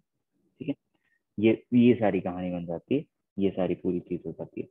अब ये डिवाइड बाय 2 भी है ना, तो डिवाइड बाय 2 अभी के लिए ऐसे ही बना रहने देते हैं। तो ये अगर मैं देखूंगा तो मैंने ऑलरेडी 1849 निकाला हुआ है, 1849, और ये डिवाइड बाय 2 है ही। तो यहाँ से जो कहानी क्या बन जाएगी इसकी, 1849 माइनस क्या आ जाएगा, यहाँ से अगर मैं देखूंगा तो 9 इंटू दैट इज 1845, और 1/r है तो 2 ऊपर भी जाएगा, है ना, 2 ऊपर जाएगा इंटू यहाँ पर क्या आ जाएगा 43 माइनस 3√205, ये बन जाता है। ठीक है, तो ये हो जाता है आपके पास 1/r, and this can be written as 43 minus 3√205 upon 2, ये आ जाएगा। तो ये 2 और 4 कैंसिल हो जाएगा, ये हो जाएगा 1/r, और इसकी पावर 1/4 हो जाएगा, तो इसकी पावर भी 1/4 हो जाएगा। अब मैं जरा सिंपल सा देखता हूँ कि r⁴ करना है ना, ये 1/r आ रहा है। तो अब r⁴ प्लस 1/r⁴, तो यहाँ से अगर करूंगा तो 1/4 यहाँ से भी कैंसिल हो जाएगा, plus 3/205 upon 2 plus 43 minus 3√205 upon 2। तो यहाँ से सिर्फ और सिर्फ क्या बच जाएगा, 86 डिवाइडेड बाई 2, ये आपका एक integer. Comparing it with B option, B option में मुझे क्या दिया हुआ है, 7 प्लस √33/4, 7 प्लस √33/4। यहाँ से अगर मैं देखूंगा तो 1/√73 इंटू 1/7 माइनस √33, 7 माइनस √33, और 4 है यहाँ पर, है ना। सो 4 into 7 minus √33 divided by 49 minus 33 कितना हो जाएगा 16, तो 1/4 तो इन दोनों को अगर मैं ऐड कर दूंगा, ये मेरा r⁴ है और ये मेरा 1/r⁴ है, ऐड करूंगा तो क्या आ जाएगा, 7 + 7/4, that is not an integer, ये भी नहीं होगा। सी ऑप्शन चेक करता हूँ, सी ऑप्शन चेक करूंगा तो ये 9 + √65 है, 9 + √65/4। यहाँ पर देखूंगा तो ये क्या हो जाएगा, 4/9 + √65 इंटू √65 - 9, रादर 9 - √65 और 9 - √65। यहाँ पर 81 है तो ये 16 बच जाएगा, 9 - √65, तो ये हो जाएगा 1/4। तो यहाँ से अगर मेरे को ये मुझे 1/r⁴ दिया हुआ है, ये r⁴ दिया हुआ है, तो ये हो जाएगा 9 + 9/4, ये भी इंटीजर के बराबर नहीं है। डी क्या बन जाता है, डी बन जाता है मेरे पास 7 + √13/6। सो 7 + √13/6, ये हो जाता है 6 + 7 + √13 इंटू 7 - √13, ये आ जाएगा 7 - √13। ठीक है, तो यहाँ से अगर देखूंगा तो 6 इंटू 7 - √13, 49 - 13 कितना हो जाएगा, 49 - 13 हो जाएगा 36,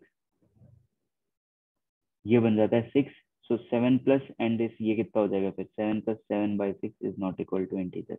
सारे ऑप्शन चेक कर लिए, सिर्फ और सिर्फ एक ही ऑप्शन बन रहा है, तो यहाँ पर मेरा कंफर्टेबली आंसर हो जाता है ए। अगेन ये क्वेश्चन आपको चारों के चारों ऑप्शन चेक करवाएगा, एंड अगर आपने यहाँ पर रेशनलाइज नहीं लगाया तो ये ऑप्शंस आपको बहुत लंबे लंबे लगेंगे, बट आई होप कि इतना हमने प्रैक्टिस करी होगी कि अब ये चीजें तो क्लियर हो ही जाती होंगी। तो नेक्स्ट क्वेश्चन अपन को क्या दे रखा है, नेक्स्ट क्वेश्चन अपन को दिया हुआ है कि let G1 be a circle of radius r greater than 1, let G1 G2 Gn be n circles of equal radius r greater than 0. Suppose each radius of the circle of n circles G1 G2 touches G externally, also for I is equal to 1 to n GI touches GI+1 externally. तो basically कहने का मतलब है कि एक बड़ा circle है, उसके आसपास छोटे छोटे सर्कल्स हैं और वो सारे सर्कल्स अपने सब्सिक्वेंट सर्कल्स के साथ में कनेक्टेड है। तो बेसिकली ऐसा कहने का मतलब कि ये एक तरीके से ऐसा अरेंजमेंट बना रहा है, ऐसा हो गया। तो अब हमें बताना है कि कौन सा ट्रू है, तो if n is equal to 4, तो क्या ये चीज सही होगी, and so on and so forth. तो यहाँ पर ना एक ऑब्जर्वेशन वाली चीज है कि अगर मैं सपोज एक सर्कल लेता हूँ एंड उसके आसपास मैं दो सर्कल्स बना देता हूँ, पहला सर्कल, और I'll make sure कि this circle is touching it, ठीक है, और एक और दूसरा सर्कल ले लेता हूँ और उस सर्कल को भी बना देता हूँ, and I'll also make sure is touching it. ये रहा। अब देखो, ये एक इसका सेंटर है, ये इसका सेंटर है और ये इसका सेंटर है। ये लाइन मैं यहाँ पर कनेक्ट कर सकता हूँ ऐसे, ये दोनों लाइन यहाँ पर कनेक्ट हो सकती हैं, and basically to in a very positive sense ये हमेशा ऐसा रहेगा, ये यहाँ से ही पास होगा, जो इसका टेंजेंट है ना, और ये पार्ट है यहाँ और एक पार्ट है यहाँ।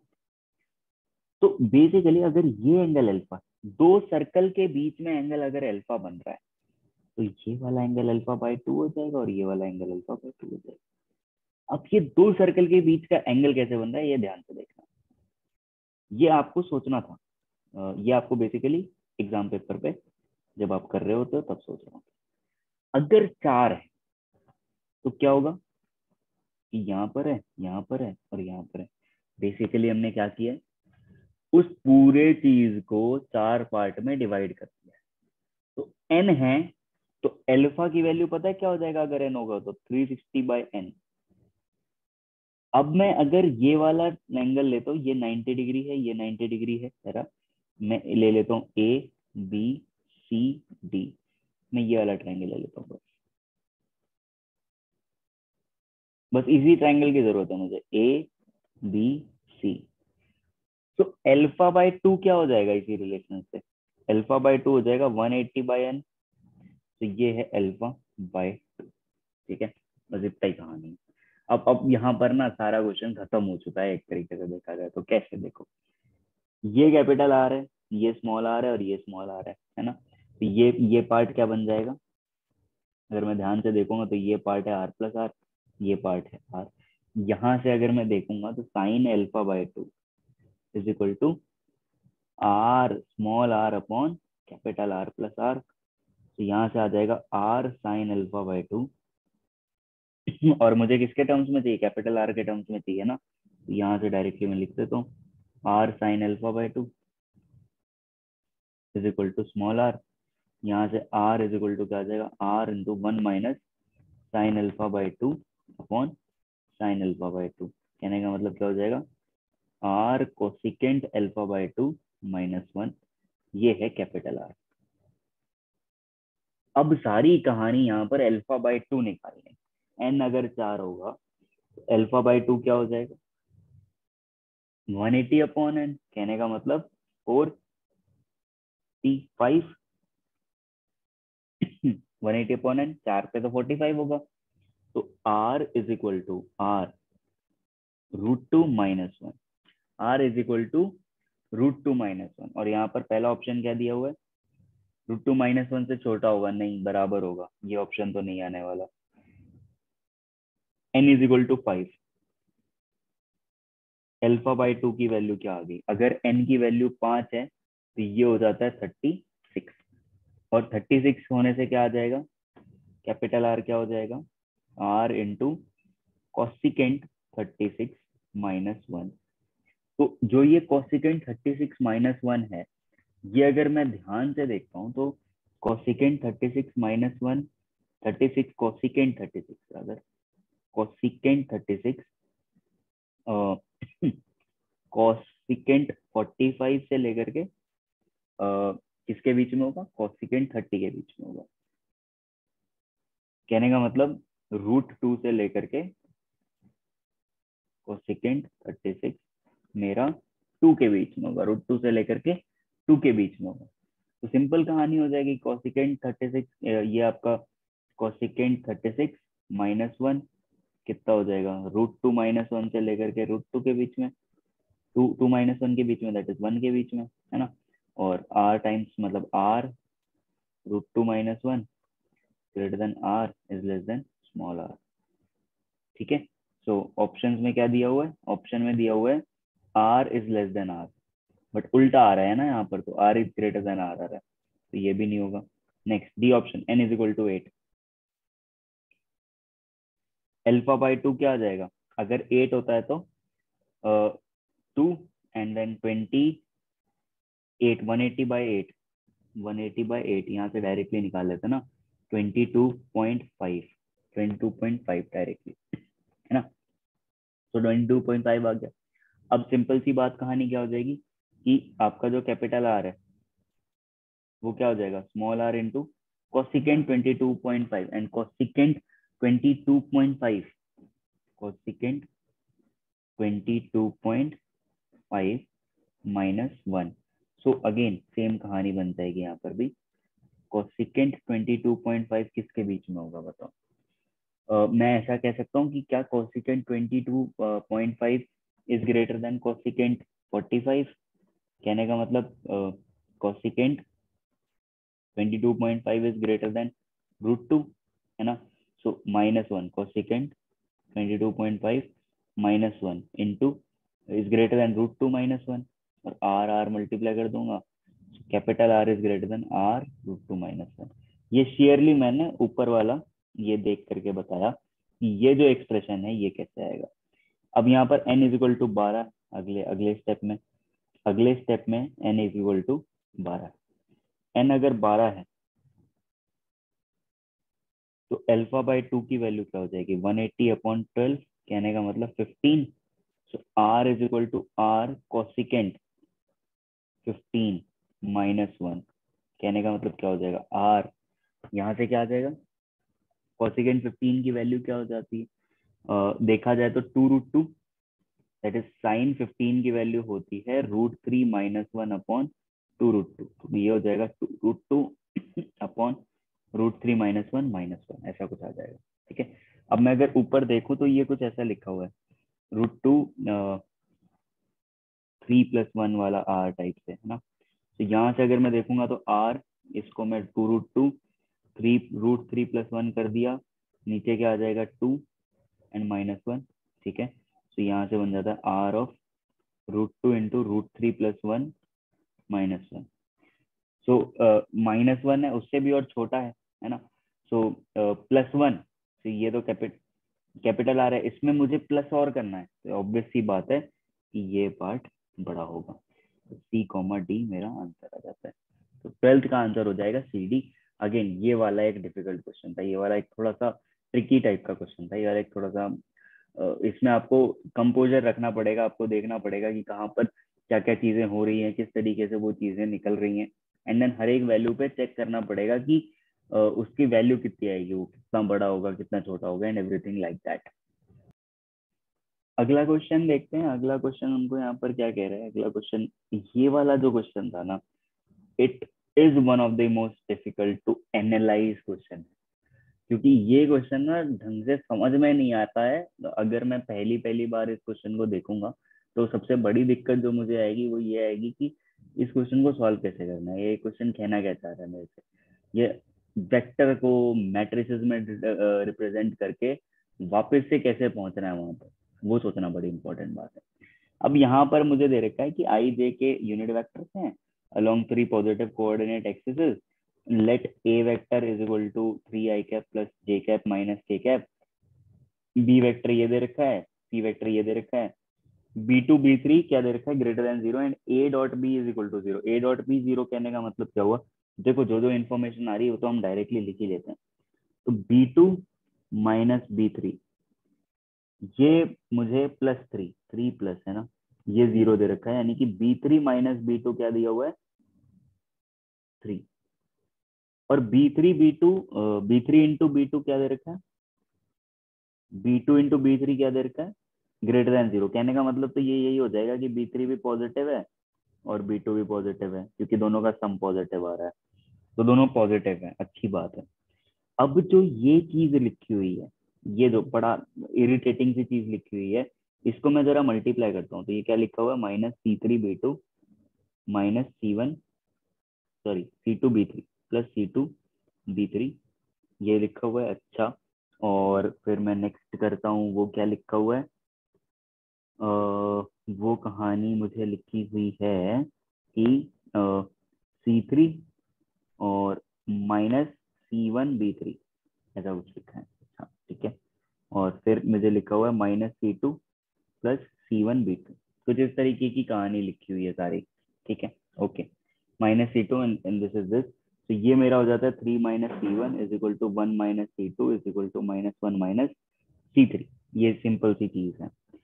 अब अगर मैं इस चीज को ध्यान से देख रहा हूँ, तो ये जो पार्ट लिखा हुआ है ना, C3b2 ये देखो, C3b2 C2b3, यानी कि एक तरीके से ये क्रॉस मल्टीप्लीकेशन चल रहा है, तो क्रॉस मल्टीप्लीकेशन में क्रॉस प्रोडक्ट चल रहा है। तो ये कहना चाह रहा है कि B vector cross C vector, B vector cross C vector है जो ये चीज लिखी हुई है। और यहाँ देखूंगा तो 3 minus C1, 1 minus C2 and -1 minus C3, ये लिखा हुआ है A माइनस C। ये पार्ट रियलाइज करना पेपर के अंदर में इज वेरी वेरी चैलेंजिंग। मैं अगर A डॉट कर दूं या B डॉट कर दूं दोनों तरफ, B cross C is equal to A dot B, या B dot A, whatever it is, B dot C, तो ये तो हो जाता है 0। A डॉट B क्या हो जाएगा, A डॉट B अपन को 0 दे रखा है, माइनस B डॉट C, ये भी क्या हो जाएगा, 0 बन जाएगा। डन है जी, एक एक आंसर तो कम से कम आ गया, एक नंबर तो जी पूरे फाइनल कर लिया हमने, है ना। हाँ, तो अब मुझे क्या करना पड़ेगा, अब मुझे सपोज बी डॉट कर लिया तो सी डॉट कर लेते हैं, is equal to C dot A minus mod C का स्क्वायर, ये तो हो जाएगा 0, is equal to mod C का स्क्वायर, क्या आ जाएगा ये, equals to C C is equal to C vector A vector.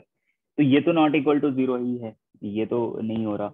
अब बेसिकली यहाँ पर मैं ऐसा लिख सकता हूँ कि सी का मॉडुलस, दोनों तरफ मॉडुलस लगा दो तो ये हो जाएगा modulus of A cos theta, है ना, क्योंकि इसको मैं लिख सकता हूँ मॉड सी मॉड ए कॉस थीटा, लिख सकता हूँ। मॉड सी कैंसिल हो जाएगा और ए कॉस थीटा आ जाएगा मॉडुलस ऑफ ए। अब मॉडुलस ऑफ ए क्या दिया हुआ है, देखो मॉडुलस ऑफ ए दे रखा है दिस थिंग, तो मॉड ए यहाँ से आ जाएगा √11। अगर √11 होता है मॉड ए, यहाँ पर मॉड सी क्या बन जाएगा, mod a that is √11 cos theta. So जो मॉड सी का भी कुछ कुछ है, हाँ चलो सही है। मॉड सी क्या है, कॉस थीटा मुझे क्या दे रखा होता है, कॉस थीटा मुझे पता है कि ये 1 से -1 से लेकर के 1 के बीच में होता है, तो √11 कॉस थीटा क्या हो जाएगा, -√11 से लेकर के √11 के बीच में। सो मतलब मॉडुलस सी किसके लेस देन होगा, √11 से छोटा होगा। तो सी ऑप्शन भी बिल्कुल ठीक है।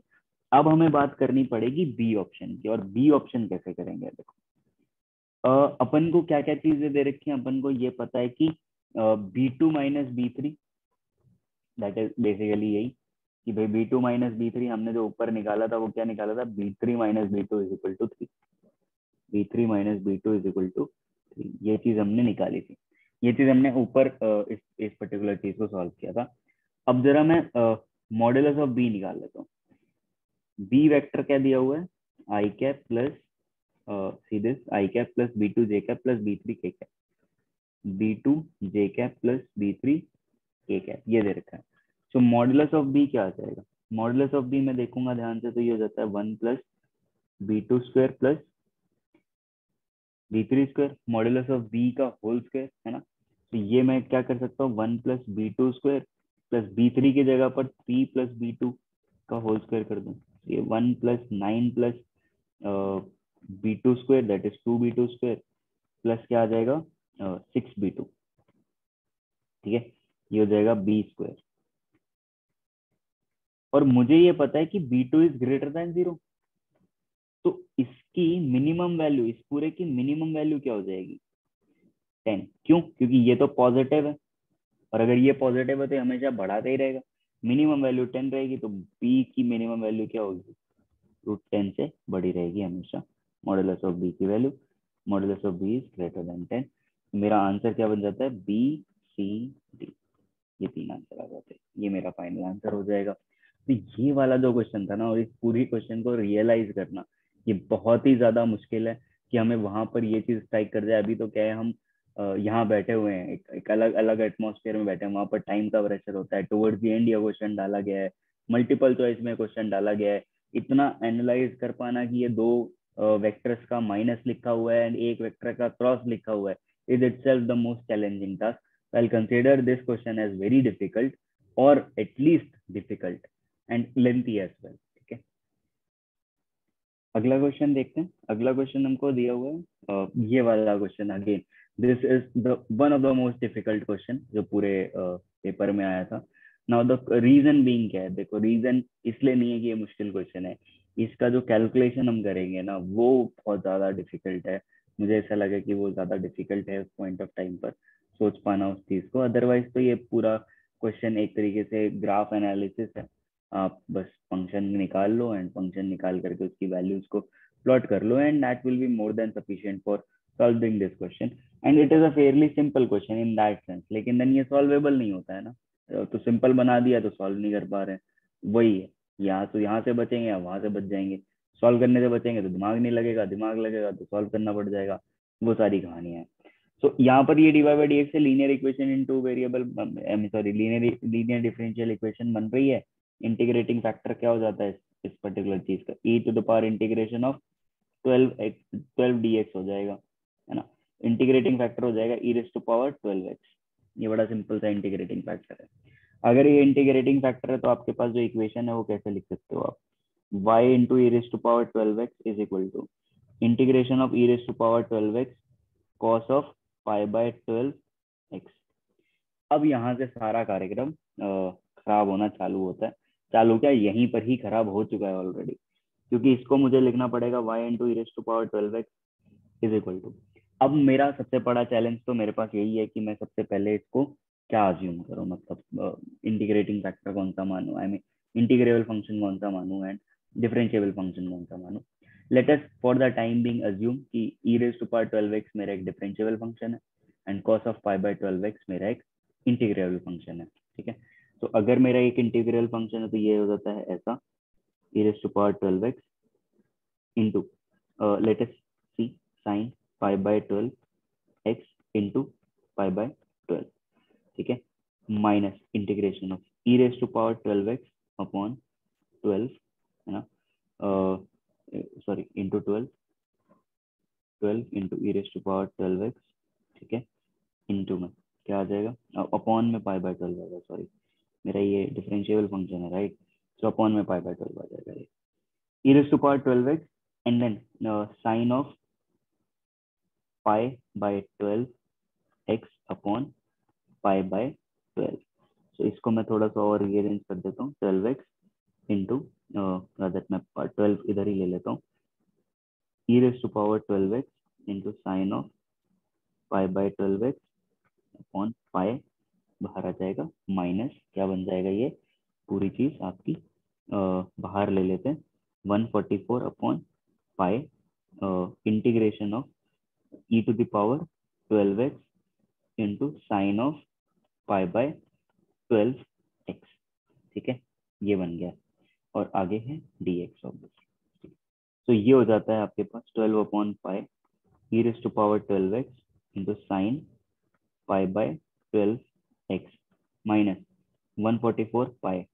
अब वापस से इंटीग्रेशन चालू होगा और वापस से इंटीग्रेशन चालू हुआ तो फिर से हमें वही चीज करनी है, तो e raise to power 12x तो वैसे ही रहेगा, इंटू साइन की जगह पर क्या आ जाएगा, minus cos pi by 12x upon pi by 12 and then minus integration of क्या बन जाएगा, ये हो जाएगा आपके पास इंटीग्रेशन ऑफ एक तरीके से आपका पूरा कहानी कि इंटीग्रेशन ऑफ क्या बन गया, अब e raise to power 12x था तो 12 into E raise to power 12x आया into minus of cos pi by 12x, so ये माइनस यहाँ पर जाकर के इसको प्लस कर देगा dx। अब ये एक तरीके से तो यही लिखा हुआ है ना कि ये इंटीग्रेशन है किसका, जो हमारा ये फंक्शन है e raise to power 12x, e raise to power 12x cos pi by 12x, ये तो इसी का इंटीग्रेशन है। इसको अगर मैं आई मान लेता हूँ तो ये तो मैंने ऐसे लिखा हुआ है 12 upon pi E to the power 12x into sine pi by 12x minus 144 upon pi plus में 144 upon pi E raise to power 12x into cos of pi by 12x, ठीक है, और 144 इंटू 12, इनफैक्ट ये थोड़ा सा और change होगा, 12 का क्यूब मान लेते हैं ना, let's understand it this way, let's not complicate it too much, अभी के लिए 12 स्क्वायर ही लिख देते हैं इसको, अपॉन में यहाँ पर है पाई बाय 12, ठीक है, so by any chance we should not miss that. अब यहाँ पर क्या हो जाएगा देखो, तो ये अब चीज जो कहानी बन रही है वो सारी अभी इसके अंदर थी, अभी इस पूरी चीज के अंदर है ना, तो माइनस में हमने खोला है सबसे पहले तो माइनस माइनस इसका प्लस हो गया, यहाँ पर अभी भी माइनस ही रहेगा, तो ये क्या लिखा हुआ है एक्चुअल में 12 इंटू, ये अगर मैं देखता हूँ तो ये कुछ ऐसा लिखा हुआ है 12 इंटू आई, ऐसा है ना, और यहाँ पर अगर मैं देखूंगा तो कॉस ऑफ जो भी चीज आई है ये इंटीग्रेशन के बाद आई है, तो यहाँ पर पाई बाय 12 भी होना चाहिए, सो यहाँ से भी क्या आ जाएगा 12 स्क्वायर अपॉन पाई, ये बन जाता है। सो अब यहाँ से अगर मैं देखता हूँ तो ये आई है एंड यहाँ से क्या आ जाएगा, I is equal to 12 upon pi E raise to power I into 12 की power X into sine of, बहुत गंदा कैलकुलेशन है, 12x plus 12 square upon pi into में क्या आ जाएगा यहाँ से 12 e to the power 12x into cos, rather ये अगर मैं यहाँ पर बेसिकली मल्टीप्लाई कर रहा हूँ तो ये 12 cube pi square E raise to power 12x cos of pi by 12x minus क्या आ जाएगा 12 to the power 4 upon pi square i, ये इधर चला जाएगा i प्लस, सो बेसिकली ये क्या हो जाएगा i into pi square plus 12 to the power 4 upon pi square is equal to rather, ये पूरी चीज आ जाएगी। और ये इंटीग्रेशन बेसिकली किसके साथ मल्टीप्लाइड था, e race to power 2x के 12x के साथ। सो अभी के लिए चलो रहने देते हैं, नहीं काउंट करते हैं इस पर्टिकुलर चीज को।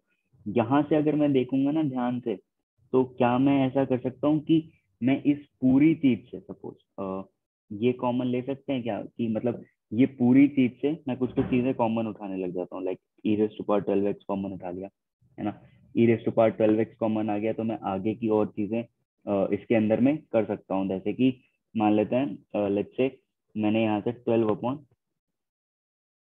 12 स्क्वायर, ये 12 क्यूब मान लेते, चलो 12 की पावर 12 क्यूब मान लेते अपॉन पाई स्क्वायर कॉमन ले लिया, तो ये हो जाता है ई रेस टू पावर 12x बाहर आ गया है, sign pi by 12x into क्या आ जाएगा यहाँ से पाई by 12x into pi by 12 plus cos में क्या बन जाएगा, cos of pi by 12x, यही बन जाएगा। सो अब ये pi square E raise to power 12x यहाँ भी है, ये और ये कैंसिल हो जाएगा, यहाँ पर ये y भी अब मैं इसको चेंज करके y कर दे रहा हूँ, ठीक है, पाई स्क्वायर से पाई स्क्वायर कैंसिल हो जाएगा। तो मैं यहाँ पर कुछ इस तरीके से भी लिख सकता हूँ कि 12 cube upon pi square plus 12 की पावर 4 और pi by 2 sign pi by 12x plus cos of pi by 12x, ये आ गया y। ये आपकी फाइनल इक्वेशन बनती है, ये मेरी फाइनल इक्वेशन बनी है। और इसी इक्वेशन के बेसिस पर अब मुझे बाकी सारी चीजें करनी है। मुझे जो कंडीशन क्या दी हुई है यहाँ पर कि y 0 पर 0 है, y 0 पर 0 है, 0 is equal to 12 cube upon pi square plus 12 की पावर 4 0 प्लस 1 प्लस सी, अच्छा यहाँ पर एक प्लस सी भी था, तो plus C, let us write it down, C हो जाएगा minus 12 cube upon pi square plus 12 की पावर 4। तो ये जो बेसिक फंक्शन है, ये फंक्शन को अगर मैं देखता हूँ, तो ये फंक्शन को अगर मैं ध्यान से देखता हूँ, तो ये फंक्शन कैसा दिख रहा है मेरे को, कि एक तरीके का पीरियोडिसिटी में जाने वाला ऐसा कुछ कुछ कुछ ऐसा सा फंक्शन सा मुझे दिखता है। ये ऐसी पीरियोडिक प्रॉपर्टी में जा सकता है, एक फंक्शन ऐसा है जो पीरियोडिक प्रॉपर्टीज की तरफ ट्रेंड उसका दिख रहा है मुझे। एट द सेम टाइम मुझे ये भी समझना पड़ेगा कि यहाँ पर जो ये 12x है, एक और 1 upon E raise to power 12x आ रहा है, तो बेसिकली जो ये ई रेस टू पावर 12x था यहाँ पर, ये सब जगह से कॉमन तो नहीं आने वाला था, मतलब हर जगह से कॉमन नहीं आ सकता था। तो हम अगर देखेंगे तो ये ई रेस टू पावर 12x का एक टर्म होगा, ये कॉस वाला टर्म है ना, ये कुछ इस तरीके का टर्म है, नॉन पीरियोडिक टर्म बन रहा है, एक कांस्टेंट आ रहा है नेगेटिव साइड में। अब एक बार ऑप्शंस देख लेते हैं, क्या वाई एक्स एक इंक्रीजिंग फंक्शन है, नहीं बिल्कुल नहीं है। जहां पर भी ऐसा टर्म बनता है sine of A plus sine cos of B, कभी भी एक इंक्रीजिंग फंक्शन नहीं हो सकता, डिक्रीजिंग फंक्शन नहीं हो सकता, क्योंकि sine x plus cos x with in itself एक कुछ इस तरीके से जाने वाले फंक्शन है, तो ये कभी भी इंक्रीजिंग और डिक्रीजिंग प्योरली तो हो ही नहीं सकता है। और पीरियोडिक क्यों नहीं हो सकता, क्योंकि दोनों का जो कोफिशियंट्स हैं वो अलग अलग हैं, दोनों के कोफिशियंट्स काफी अलग अलग, एक ई रेस टू पावर 12x का टर्म आ रहा है, यहाँ पर भी अगेन ये पीरियोडिक भी नहीं हो सकता है। देयर एग्जिस्ट अलाइन बीटा, बिल्कुल अगर कोई भी फंक्शन आपका इस तरीके से एग्जिस्ट कर रहा है, सपोज कुछ ऐसा एग्जिस्ट कर रहा है आपका फंक्शन, है ना, तो ये तो लाइन हमेशा एग्जिस्ट करेगी ना जिसके इनफाइनाइटली मेनी सॉल्यूशंस होंगे। सी बिल्कुल सही है, तो मेरा आंसर आ जाता है सी, ये मेरा आंसर हो जाएगा। बट ये चीज वहां पर सोचना और इस पूरे कहानी को इतना लंबा सॉल्व करना is itself a very difficult task. तो विद विच हमने क्या कर लिया है, सेक्शन 2 खत्म कर लिया है पूरा। It was a pretty lengthy question part, but यहाँ पर फिर से हम एक बार एनालिसिस अगर देखते हैं, तो इसमें जो ट्रिग्नोमेट्री वाला क्वेश्चन हमारा आया था वो डुएबल था, एप्लीकेशन ऑफ डेरिवेटिव्स का डुएबल था। और यहाँ पर अगर मैं देखता हूँ कहाँ से कहाँ तक होगा, 9 से लेकर के 14 तक, यस, तो 9 से लेकर के 14 में दो क्वेश्चंस मुझे डुएबल लगे, जो कॉम्प्लेक्स का था वो लेंथी लगा, उसके अलावा कोई और क्वेश्चन डुएबल मुझे तो एटलीस्ट नहीं लगा है। अगर ये आपने बिल्कुल ठीक कर दिए हैं तो 12 नंबर आपके यहाँ पर आ चुके हैं। प्लस अब मुझे ऐसा लगता है कि इनमें से आपको एटलीस्ट इन क्वेश्चंस में से, इन दो क्वेश्चंस में से आपको एटलीस्ट कुछ तो ऐसा ट्राई करना चाहिए था जहां पर आपके 2 से 3 नंबर आ जाते। अगर आपने ये ट्राई किया होता तो आपके 2 से 3 नंबर आ जाते and it would have been a nice quite total, है ना। तो ये सारी कहानी है। अब बेसिकली हमें कहाँ मूव ऑन करना है? अब हमें मूव ऑन कर रहे हैं सेक्शन 3 में। सेक्शन 3 जैसे कि डिस्कस किया हमने, 4 क्वेश्चन है, एक एक आंसर है, +3 - 1 है। बड़ा सिंपल सा कहानी इस पूरे सेक्शन की चली आ रही है। तो सेक्शन 3 का पहला क्वेश्चन देख लेते हैं। ये क्वेश्चन काफी अच्छा क्वेश्चन है। ये क्वेश्चन अगेन बहुत ही ज्यादा अच्छा है और हमको ये सोचना है कि ये क्वेश्चन किस तरीके से करना है, और ऑन द स्पॉट उसी जगह पर ये पार्ट सोच पाना, it gets a bit difficult and I understand that. But then again I guess हमारी तैयारी इतनी अच्छी होनी चाहिए कि हमें ऐसे क्वेश्चन सोचने का मौका जरूर मिले, या फिर एटलीस्ट हम थॉट जरूर दे पाए कि ये कहना क्या चाह रहा है। अगर कि पहला क्वेश्चन पहले ही सेंटेंस में ये सारी चीजें क्लियर कर रहा है कि बॉक्स 1 है, बॉक्स 2 है, बॉक्स 3 है और बॉक्स 4 है। हर एक में 3 रेड और 2 ब्लू बॉल्स हैं। 3 रेड, 3 रेड, 3 रेड और 3 रेड, 2 ब्लू, 2 ब्लू, 2 ब्लू और 2 ब्लू बॉल्स हैं। ठीक है, ये आपके पास बॉक्सेस बन गए और ये इस तरीके से। Assume that 20 balls are distinct. In how many different ways can 10 balls be chosen from these 4 boxes so that at least one red and one blue is done? So एक और एक तो हमेशा आ ही रहा है कि मतलब एक और एक तो आ ही जाएगा। 8 बॉल्स तो आ गई हैं। अब हमारे पास बची कितनी? 2 बॉल बची हैं। अब ये 2 बॉल हमारे पास 4-5 केसेस बनेंगे। Will have to write it down, will have to see कौन कौन से केसेस होंगे। वो केस ऐसा होगा कि ऐसा मान लो कि हमने बॉल दोनों ब्लू लिए लेकिन अलग अलग बैग से लिए, दोनों ब्लू लिए लेकिन सेम बैग से लिए। ठीक है, एक केस तो ये हो सकता है, दो केसेस ये हो सकते हैं। फिर एक ऐसा हो सकता है एक ब्लू लिए एक रेड लिए, एक केस ये भी बन जाएगा, है ना। इसी तरीके से आप दो रेड लिए लेकिन अलग अलग बैग से लिए, तो ये है। तो सबसे पहला क्या होगा? सबसे पहला केस हम मान सकते हैं कि both blue from different bags, अलग अलग बैग से दोनों ब्लू उठाई हैं, दोनों ब्लू उठाई हैं लेकिन अलग अलग बैग से उठाई हैं।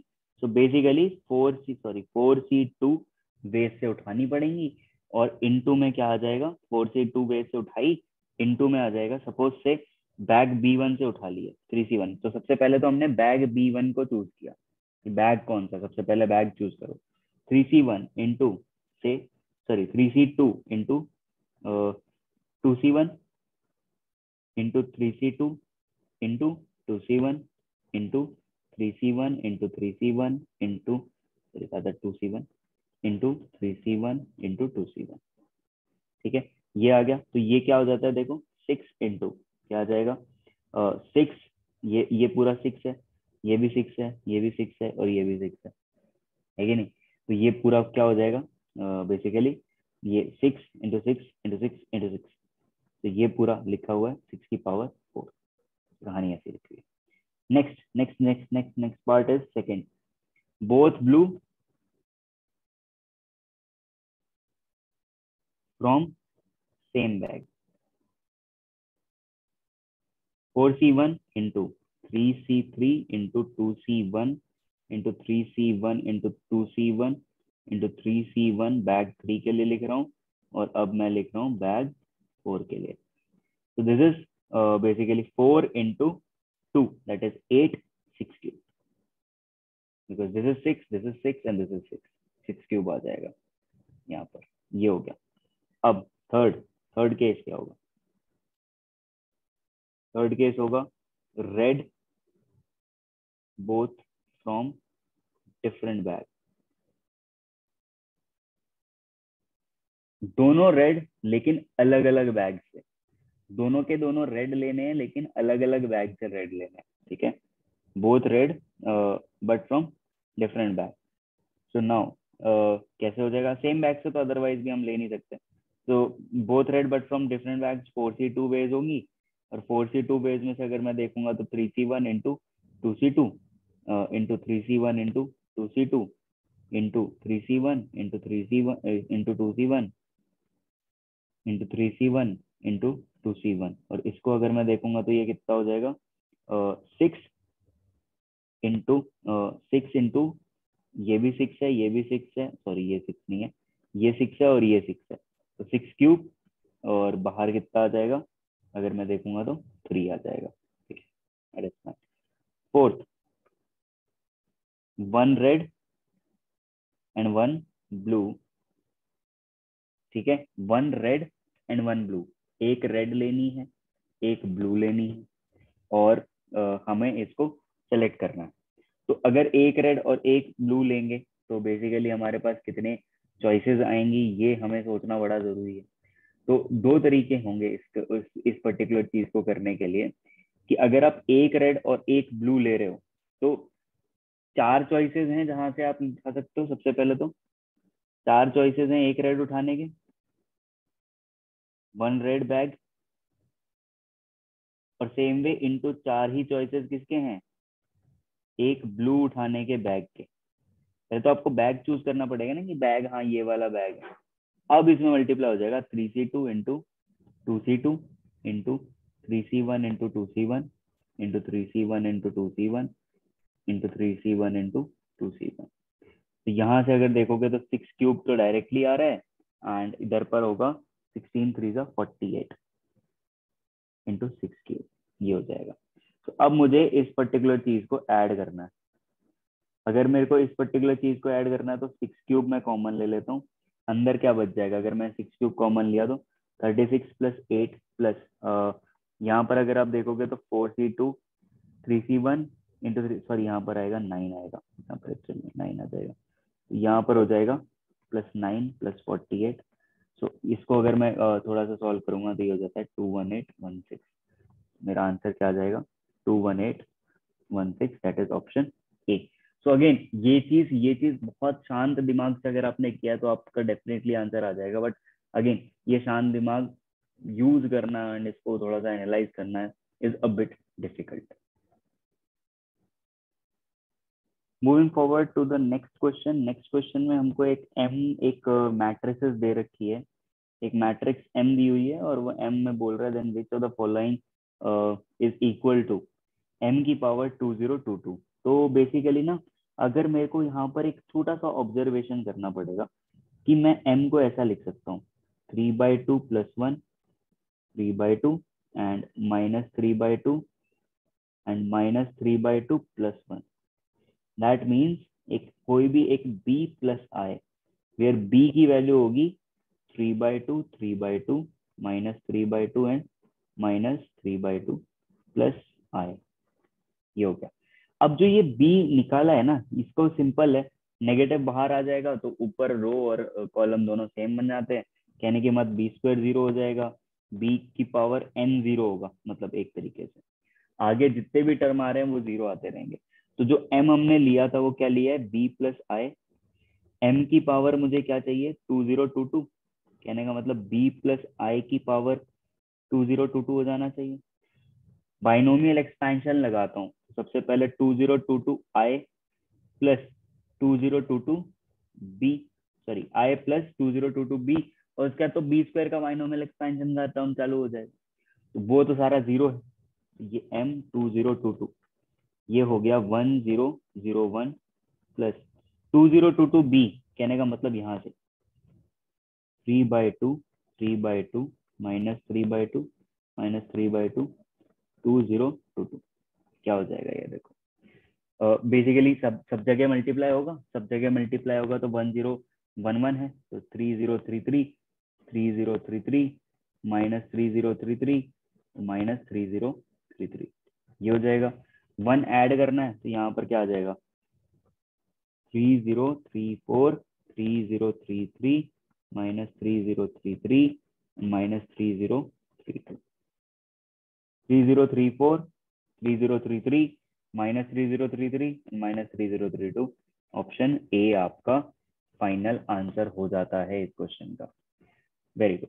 तो ये वाला is a doable question, but again वही वही पार्ट है, वही वही वहां पर हर बार वहीं पर ये जगह अटक जाती है कि इस तरीके से जब हम बहुत टाइम के लिए सोचते हैं तब तो हमें ये मेथड आ जाता है, और तुरंत करना अगेन अनदर लेवल टास्क। अब यहाँ पर हमको दिया हुआ box one contains 8 red balls, 3 blue balls and 5 green balls. Box 2 contains 24 red balls, 9 blue and whatever it is. And then this is and this. हम हमसे कह रहे हैं कि बॉक्स B1 में से एक रैंडमली बॉल ड्रॉ करते हैं बी। अगर बी रेड आती है तो मैं बॉक्स 2 खोलूंगा, अगर बी ब्लू आती है तो मैं बॉक्स 3 खोलूंगा, अगर बी ग्रीन आती है तो मैं बॉक्स 4 खोलूंगा, और अगर that is it. Conditional probability बनानी है। One element chosen is white. जो एलिमेंट चूज किया है वो व्हाइट होना चाहिए, ये प्रोबेबिलिटी बतानी है। Given the event at least one of the ball chosen is green. Simple सी कहानी है कि देखो ग्रीन व्हाइट की प्रोबेबिलिटी, तो व्हाइट तो एक ही जगह जो कि बॉक्स 4 में। कहने का मतलब क्या होगा कि आपका ग्रीन आना चाहिए, क्योंकि बॉक्स 4 तो तभी खुलेगा ना जब ग्रीन आएगा। ग्रीन आएगा तभी बॉक्स 4 खुलेगा। अगर बॉक्स 4 तभी खुल रहा है जब ग्रीन आ रहा है, तो कहने का मतलब क्या हुआ, कहने का मतलब हुआ कि बॉक्स पहला जो आउटकम आ रहा है वो ग्रीन ही होना चाहिए। तो हमें क्या बताना है, प्रोबेबिलिटी ऑफ सबसे पहला बैग 1 का ग्रीन इंटरसेक्शन क्या हो जाएगा। बैग 1 का ग्रीन आ गया है, अगर बैग 1 का ग्रीन आया है बॉक्स 1 और इंटरसेक्शन ग्रीन मान लेते, चलो ऐसा लिख लेते हैं बॉक्स इंटरसेक्शन ग्रीन, और प्रोबेबिलिटी ऑफ 4 इंटरसेक्शन वाइट, है ना। अब डिवाइडेड बाय क्या होगा, कंडीशनल प्रोबेबिलिटी कौन सी दी है कि भाई एक बॉल तो ग्रीन होनी चाहिए, तो हम ऐसा मान लेते हैं probability of box 1 and intersection से कौन सा आना चाहिए, रेड। ठीक है, अगर रेड आ जाता है ना, इनटू में क्या हो जाएगा फिर, रेड रेड में जाने के बाद भी तो ग्रीन बॉल है, तो बॉक्स 2 इंटरसेक्शन ग्रीन, प्लस में क्या आ जाएगा प्रोबेबिलिटी में 1 इंटरसेक्शन से रेड की जगह पर अब की बार आ गया ब्लू, तो प्रोबेबिलिटी ऑफ ब्लू आया, तो अब ये सेकेंड कॉलम इसमें खुलेगा, थर्ड थर्ड बॉक्स में खुलेगा, और थर्ड बॉक्स में थर्ड इंटरसेक्शन ग्रीन की probability plus probability of 1 box being green. उसके बाद तो एनी बॉल रख दो, कोई फर्क नहीं पड़ता कि एक ग्रीन तो ऑलरेडी आ ही चुका है ना। ठीक है, तो अब ये यहाँ पर क्या हो जाएगा, देखो probability of B1 intersection green, green आने की प्रोबेबिलिटी यहाँ पर क्या है 5 अपॉन, यहाँ पर टोटल मैं लिख देता हूँ एक बार। बॉक्स 1 का टोटल कितना है 8 3 12, और सॉरी 8 3 11 और 5 16। बॉक्स 2 का टोटल कितना है 33 48। बॉक्स 3 का टोटल कितना है, बॉक्स 3 का टोटल है 16, एंड बॉक्स 4 का टोटल है 32। ठीक है, सो नाउ B1 इंटरसेक्शन जी, कहने का मतलब क्या हो जाएगा, देखो यहाँ पर कर लेते हैं, कहानी खत्म हो जाएगी। B1 इंटरसेक्शन जी, B1 इंटरसेक्शन मतलब green ball 5 upon 16 into fourth में इसकी 6 अपॉन 16, 6 अपॉन 32। ठीक है, डिवाइडेड बाय क्या आ जाएगा, 1 इंटरसेक्शन आर रेड बॉल है 8 upon 16 into second intersection green ball 15 upon 48, plus क्या आ जाएगा 1 इंटरसेक्शन ब्लू, 1 इंटरसेक्शन ब्लू कहने का मतलब 3 upon 16 into third intersection green, green 12 upon total कितना है 16, plus 1 intersection green, 1 intersection green कितना हो जाएगा 5 अपॉन 16 इंटू उसके बाद तो कोई भी बॉल ले लो, मतलब रैंडमली अगर कोई भी बॉल ले ली जाएगी तब भी होगा, तो भी 1 आ जाएगा वहां पर। ठीक है, सो यहाँ से अगर देखोगे तो 3 और 16 है, यहाँ से देखोगे 3 और 16 है, यहाँ से देखोगे तो कुछ मत करो, है ना, और यहाँ से देखोगे तो अभी 16 है, तो ये 16 अपॉन 16 कर लो, ऐसा कर सकते हो। तो 16 तो कैंसिल हो जाएगा, यहाँ पर आ जाएगा 15 8 3 24 प्लस 36 प्लस 80। कहने का मतलब क्या हो जाएगा 24 प्लस 36 प्लस 80, है ना। तो यहाँ से अगर सॉरी ये 5 आएगा यहाँ पर, ये हो जाएगा 40, 40 प्लस 36 प्लस 80 दैट इज 15/76, 76 156, 156 हो जाएगा। यहाँ पर ये करेंगे 552, 5/52, ऑप्शन सी, ये मेरा आंसर होगा। As simple as it is. ये वाला तो बड़ा ही सिंपल था क्वेश्चन कि इस तरीके से दे रखा है एंड ये वाली बात निकालनी। Now the last question for this particular exam, यानी कि दिस पर्टिकुलर पेपर, मैथ्स का आखिरी क्वेश्चन वो ये है। And to be very honest, याद रखने वाला क्वेश्चन दिया कि याद रहेगा कि आपने मैथ्स का एडवांस का पेपर करा था। ठीक है, यहाँ पर एफ क्या दे रखा है, देखो एफ आपको एफ का ये जैसे समेशन दिखेगा, आपको दिख रहा है कि एफ का ना जनरल टर्म ही निकालना पड़ेगा। यहाँ पर n प्लस, अब देखो जनरल टर्म कैसे निकालोगे, यहाँ 16 है, 32 है, 48 है एंड आगे चलता जा रहा है। कहने का मतलब हर बार अब मल्टीप्लाई हो रहा है 16 के साथ, तो 16 आ जाएगा। ठीक है, ये हो जाएगा प्लस में। अब अगर ये 16 आ गया, अगर अगर ये 16 है, तो अब आगे क्या कहानी होगी? आगे कहानी हमें सोचनी पड़ेगी कि भाई ये 5n था, n हो गया -3n हो गया, डिक्रीजिंग डिक्रीजिंग एपी है। फर्स्ट टर्म इसका क्या है, 5 है और 4 के साथ डिक्रीज कर रहा है, यानी कि कुछ ऐसा है 5 प्लस n-1 इंटू -4। कहने का मतलब क्या हो जाएगा, 9 -4n, कुछ ऐसा। तो यहाँ पर आप लिखोगे 9 - 4r इंटू n, कि वो तो टर्म डिक्रीज कर रहा है -32n²। अपॉन में क्या करोगे, ना this is important, 4n² plus 3n², 8n², 8n plus, तो जो चेंज हो रहा है वो सिर्फ और सिर्फ ये हो रहा है, nothing else is changing. So you can write it as 4rn plus 3n², कुछ ऐसा। ठीक है, अब इसको थोड़ा सा चेंज कर देते हैं, n प्लस ये क्या है 16r plus n 9n minus 4rn minus 32n² upon क्या हो जाएगा ये 4rn प्लस 3n²।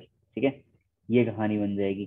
तो ये क्या लिख सकते हैं हम, n प्लस प्लस में क्या लिख देंगे अब, इसको बेसिकली हमें किसी ना किसी तरीके से सिंप्लीफाई करना पड़ेगा।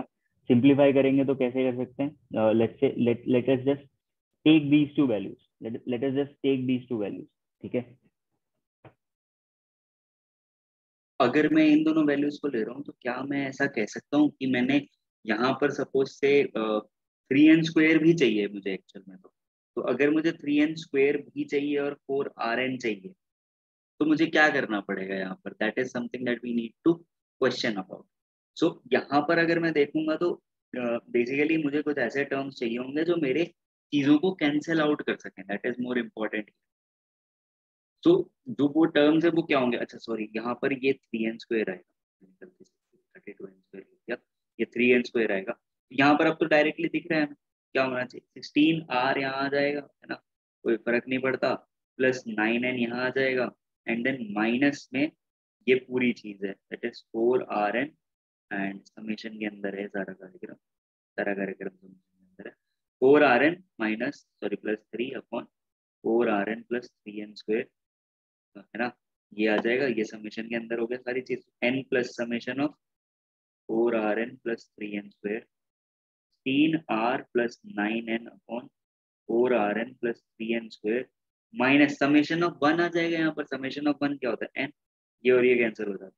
यहाँ से क्या बन रहा है, अगर मैं यहाँ से सपोज n² कॉमन ले लेता हूँ इधर इस जगह से और ऊपर से n कॉमन ले लेता हूँ, बन जाता है 1/n इंटीग्रेशन ऑफ क्या आ जाएगा 16r/n plus 9 upon 16r/n plus 9 upon क्या बन जाएगा ये पूरी चीज, n² यहाँ से कॉमन ले लेता है, वो ऑलरेडी कॉमन हो चुका है, तो यहाँ से आ जाएगा 4 × r/n प्लस 3।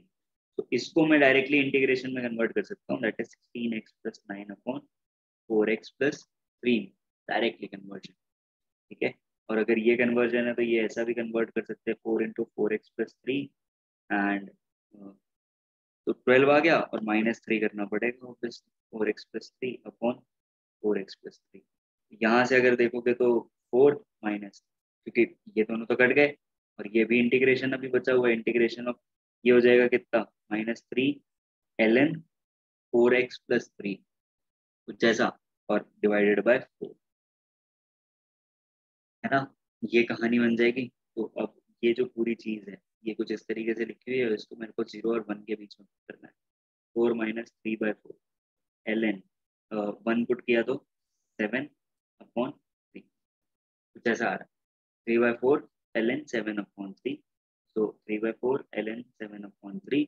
अगर मैं ये पूरे ऑप्शन देखूंगा तो मेरे को ऑप्शन बी मिल रहा है, आंसर हो जाएगा। तो this was it from the section C part. एक बार सेक्शन सी को अगर मैं देख लेता हूँ, सेक्शन सी के अंदर में सारे के सारे क्वेश्चन जैसा कि मैंने लिखा हुआ है कि पीएनसी वाला क्वेश्चन था वो वेरी डिफिकल्ट था, डिटर्मिनेंट्स मैट्रिसेस वाला मीडियम डिफिकल्टी पे आ रखा है, प्रोबेबिलिटी वाला मीडियम डिफिकल्टी है, एंड डेफिनेट इंटीग्रेशन वाला डिफिकल्ट है। लेकिन तीनों ही क्वेश्चन चारों ही क्वेश्चन लेंथी हैं, लेकिन हो सकते हैं, ऐसा नहीं कि नहीं हो सकते। तो ये वालों में अगर आपने लेट से 3 भी करे हैं या 2 भी करे हैं, मीडियम मीडियम वाले ही मान लेते हैं हम, आप सिर्फ 3 ही करें, 3 या 2 कर दिए। अगर मान लेते 3 कर लिए तो 9 नंबर और मिल जाते हैं। 9 नंबर यहाँ मिलते हैं तो कितना हो जाएगा ये टोटल? टोटल आपका 15 plus 14 that is 29 plus 9 that is 38। 38 marks you are still get 35 38 40 marks 40 marks के अराउंड तो मिल सकते हैं। तो this is the brighter side of it if you want to look at. तो टोटल ऑफ लेंथी क्वेश्चंस कितना हो जाएगा अगर मैं इसका एनालिसिस करूं? टोटल ऑफ लेंथी क्वेश्चंस में देखूंगा तो कितने हैं? 1 2 3 4 5 6 7 7 लेंथी क्वेश्चंस हैं। डुएबल क्वेश्चंस कितने हैं? डुएबल क्वेश्चंस में देख, डुएबल क्वेश्चंस कितने हो जाएंगे? डुएबल क्वेश्चंस मेरे पास हैं 1 2 3 4 5 6 7 7 7 क्वेश्चन है। और वेरी डिफिकल्ट या फिर नॉट डुएबल क्वेश्चन कौन से तो आपको छोड़ने थे, तो आपको लकीली छोड़ने चाहिए थे, वो कौन से हो जाएंगे? 1 2 3 4 4 क्वेश्चन। और अगर मैं डिफिकल्टी वाइज देखता हूँ तो डिफिकल्टी वाइज में हमारे पास मीडियम डिफिकल्टी के कितने आते हैं? Easy, medium, difficult, very difficult. Easy के कितने हुए? इजी के आपके पास आ रहे हैं 0, बहुत ही बढ़िया। इजी तो है ही नहीं। मीडियम का 1 2 3 4 5 6 7 8 9 9 मीडियम के क्वेश्चन है। डिफिकल्ट है 1 2 3 4 5 5 डिफिकल्ट क्वेश्चन है। वेरी डिफिकल्ट हो जाएगा 1 2 3 और 4 4 वेरी डिफिकल्ट क्वेश्चन। ये जो मीडियम है ये आपको करने थे, ये जो मीडियम वाले हैं ये हमें करने चाहिए थे, तो ये वाले हो भी जाने चाहिए। तो overall again overall analysis, overall paper जो है, ओवरऑल पेपर आपका, overall the paper is difficult, the paper will be difficult, the paper is difficult right now, we predicted it to be difficult, the paper is difficult but the brighter side देखो उसमें। अगर आपके maths में score होता है आपका rank बहुत ज्यादा शूट अप होने वाला। मैथ्स एफिशिएंटली भी थोड़े कम ही नंबर दे रही होती है, बट ये होता है कि अगर उसमें आपके थोड़ा सा ज्यादा स्कोर होता है, थोड़े से ज्यादा स्कोर पे बहुत ज्यादा इम्पैक्ट आता है। One thing is this, secondly it also shows कि आपको क्वालिटी मैथ्स, जेई एडवांस है something that is demanding it, कि आपको क्वालिटी मैथ्स आनी चाहिए। ईजियर साइड पर अगर मैं देखूँ तो बाकी सब्जेक्ट ईजियर साइड पर है, तो हो सकता है कि वहां पर स्कोरिंग अपॉर्चुनिटीज ज्यादा है ना, आप स्कोर अच्छा कर सकते हो, but then let's also consider कि सभी के लिए वो स्कोरिंग अपॉर्चुनिटी, सिर्फ आप नहीं हो तो उसके पास वो scoring opportunity. It is important कि हम एक बैलेंस साइड रखें हमारे पेपर्स के बीच में, and this is the whole analysis of it. The overall difficulty level is on a difficult side. काफी लेंथी पेपर है, टाइम लगा है इसको सॉल्व करने में। स्पेशली कई क्वेश्चंस तो ऐसे हैं जो सिर्फ घर आकर के ही सॉल्व हो सकते हैं, जहाँ आप आराम से शांति से बैठोगे, वहां बैठे बैठे तो ये करना थोड़ा सा मुश्किल है। That is pretty much it for the JEE advance paper 2 of 2022। I hope आपने पेपर बहुत अच्छा दिया होगा, and really wish you all the best for the results. Thank you so much.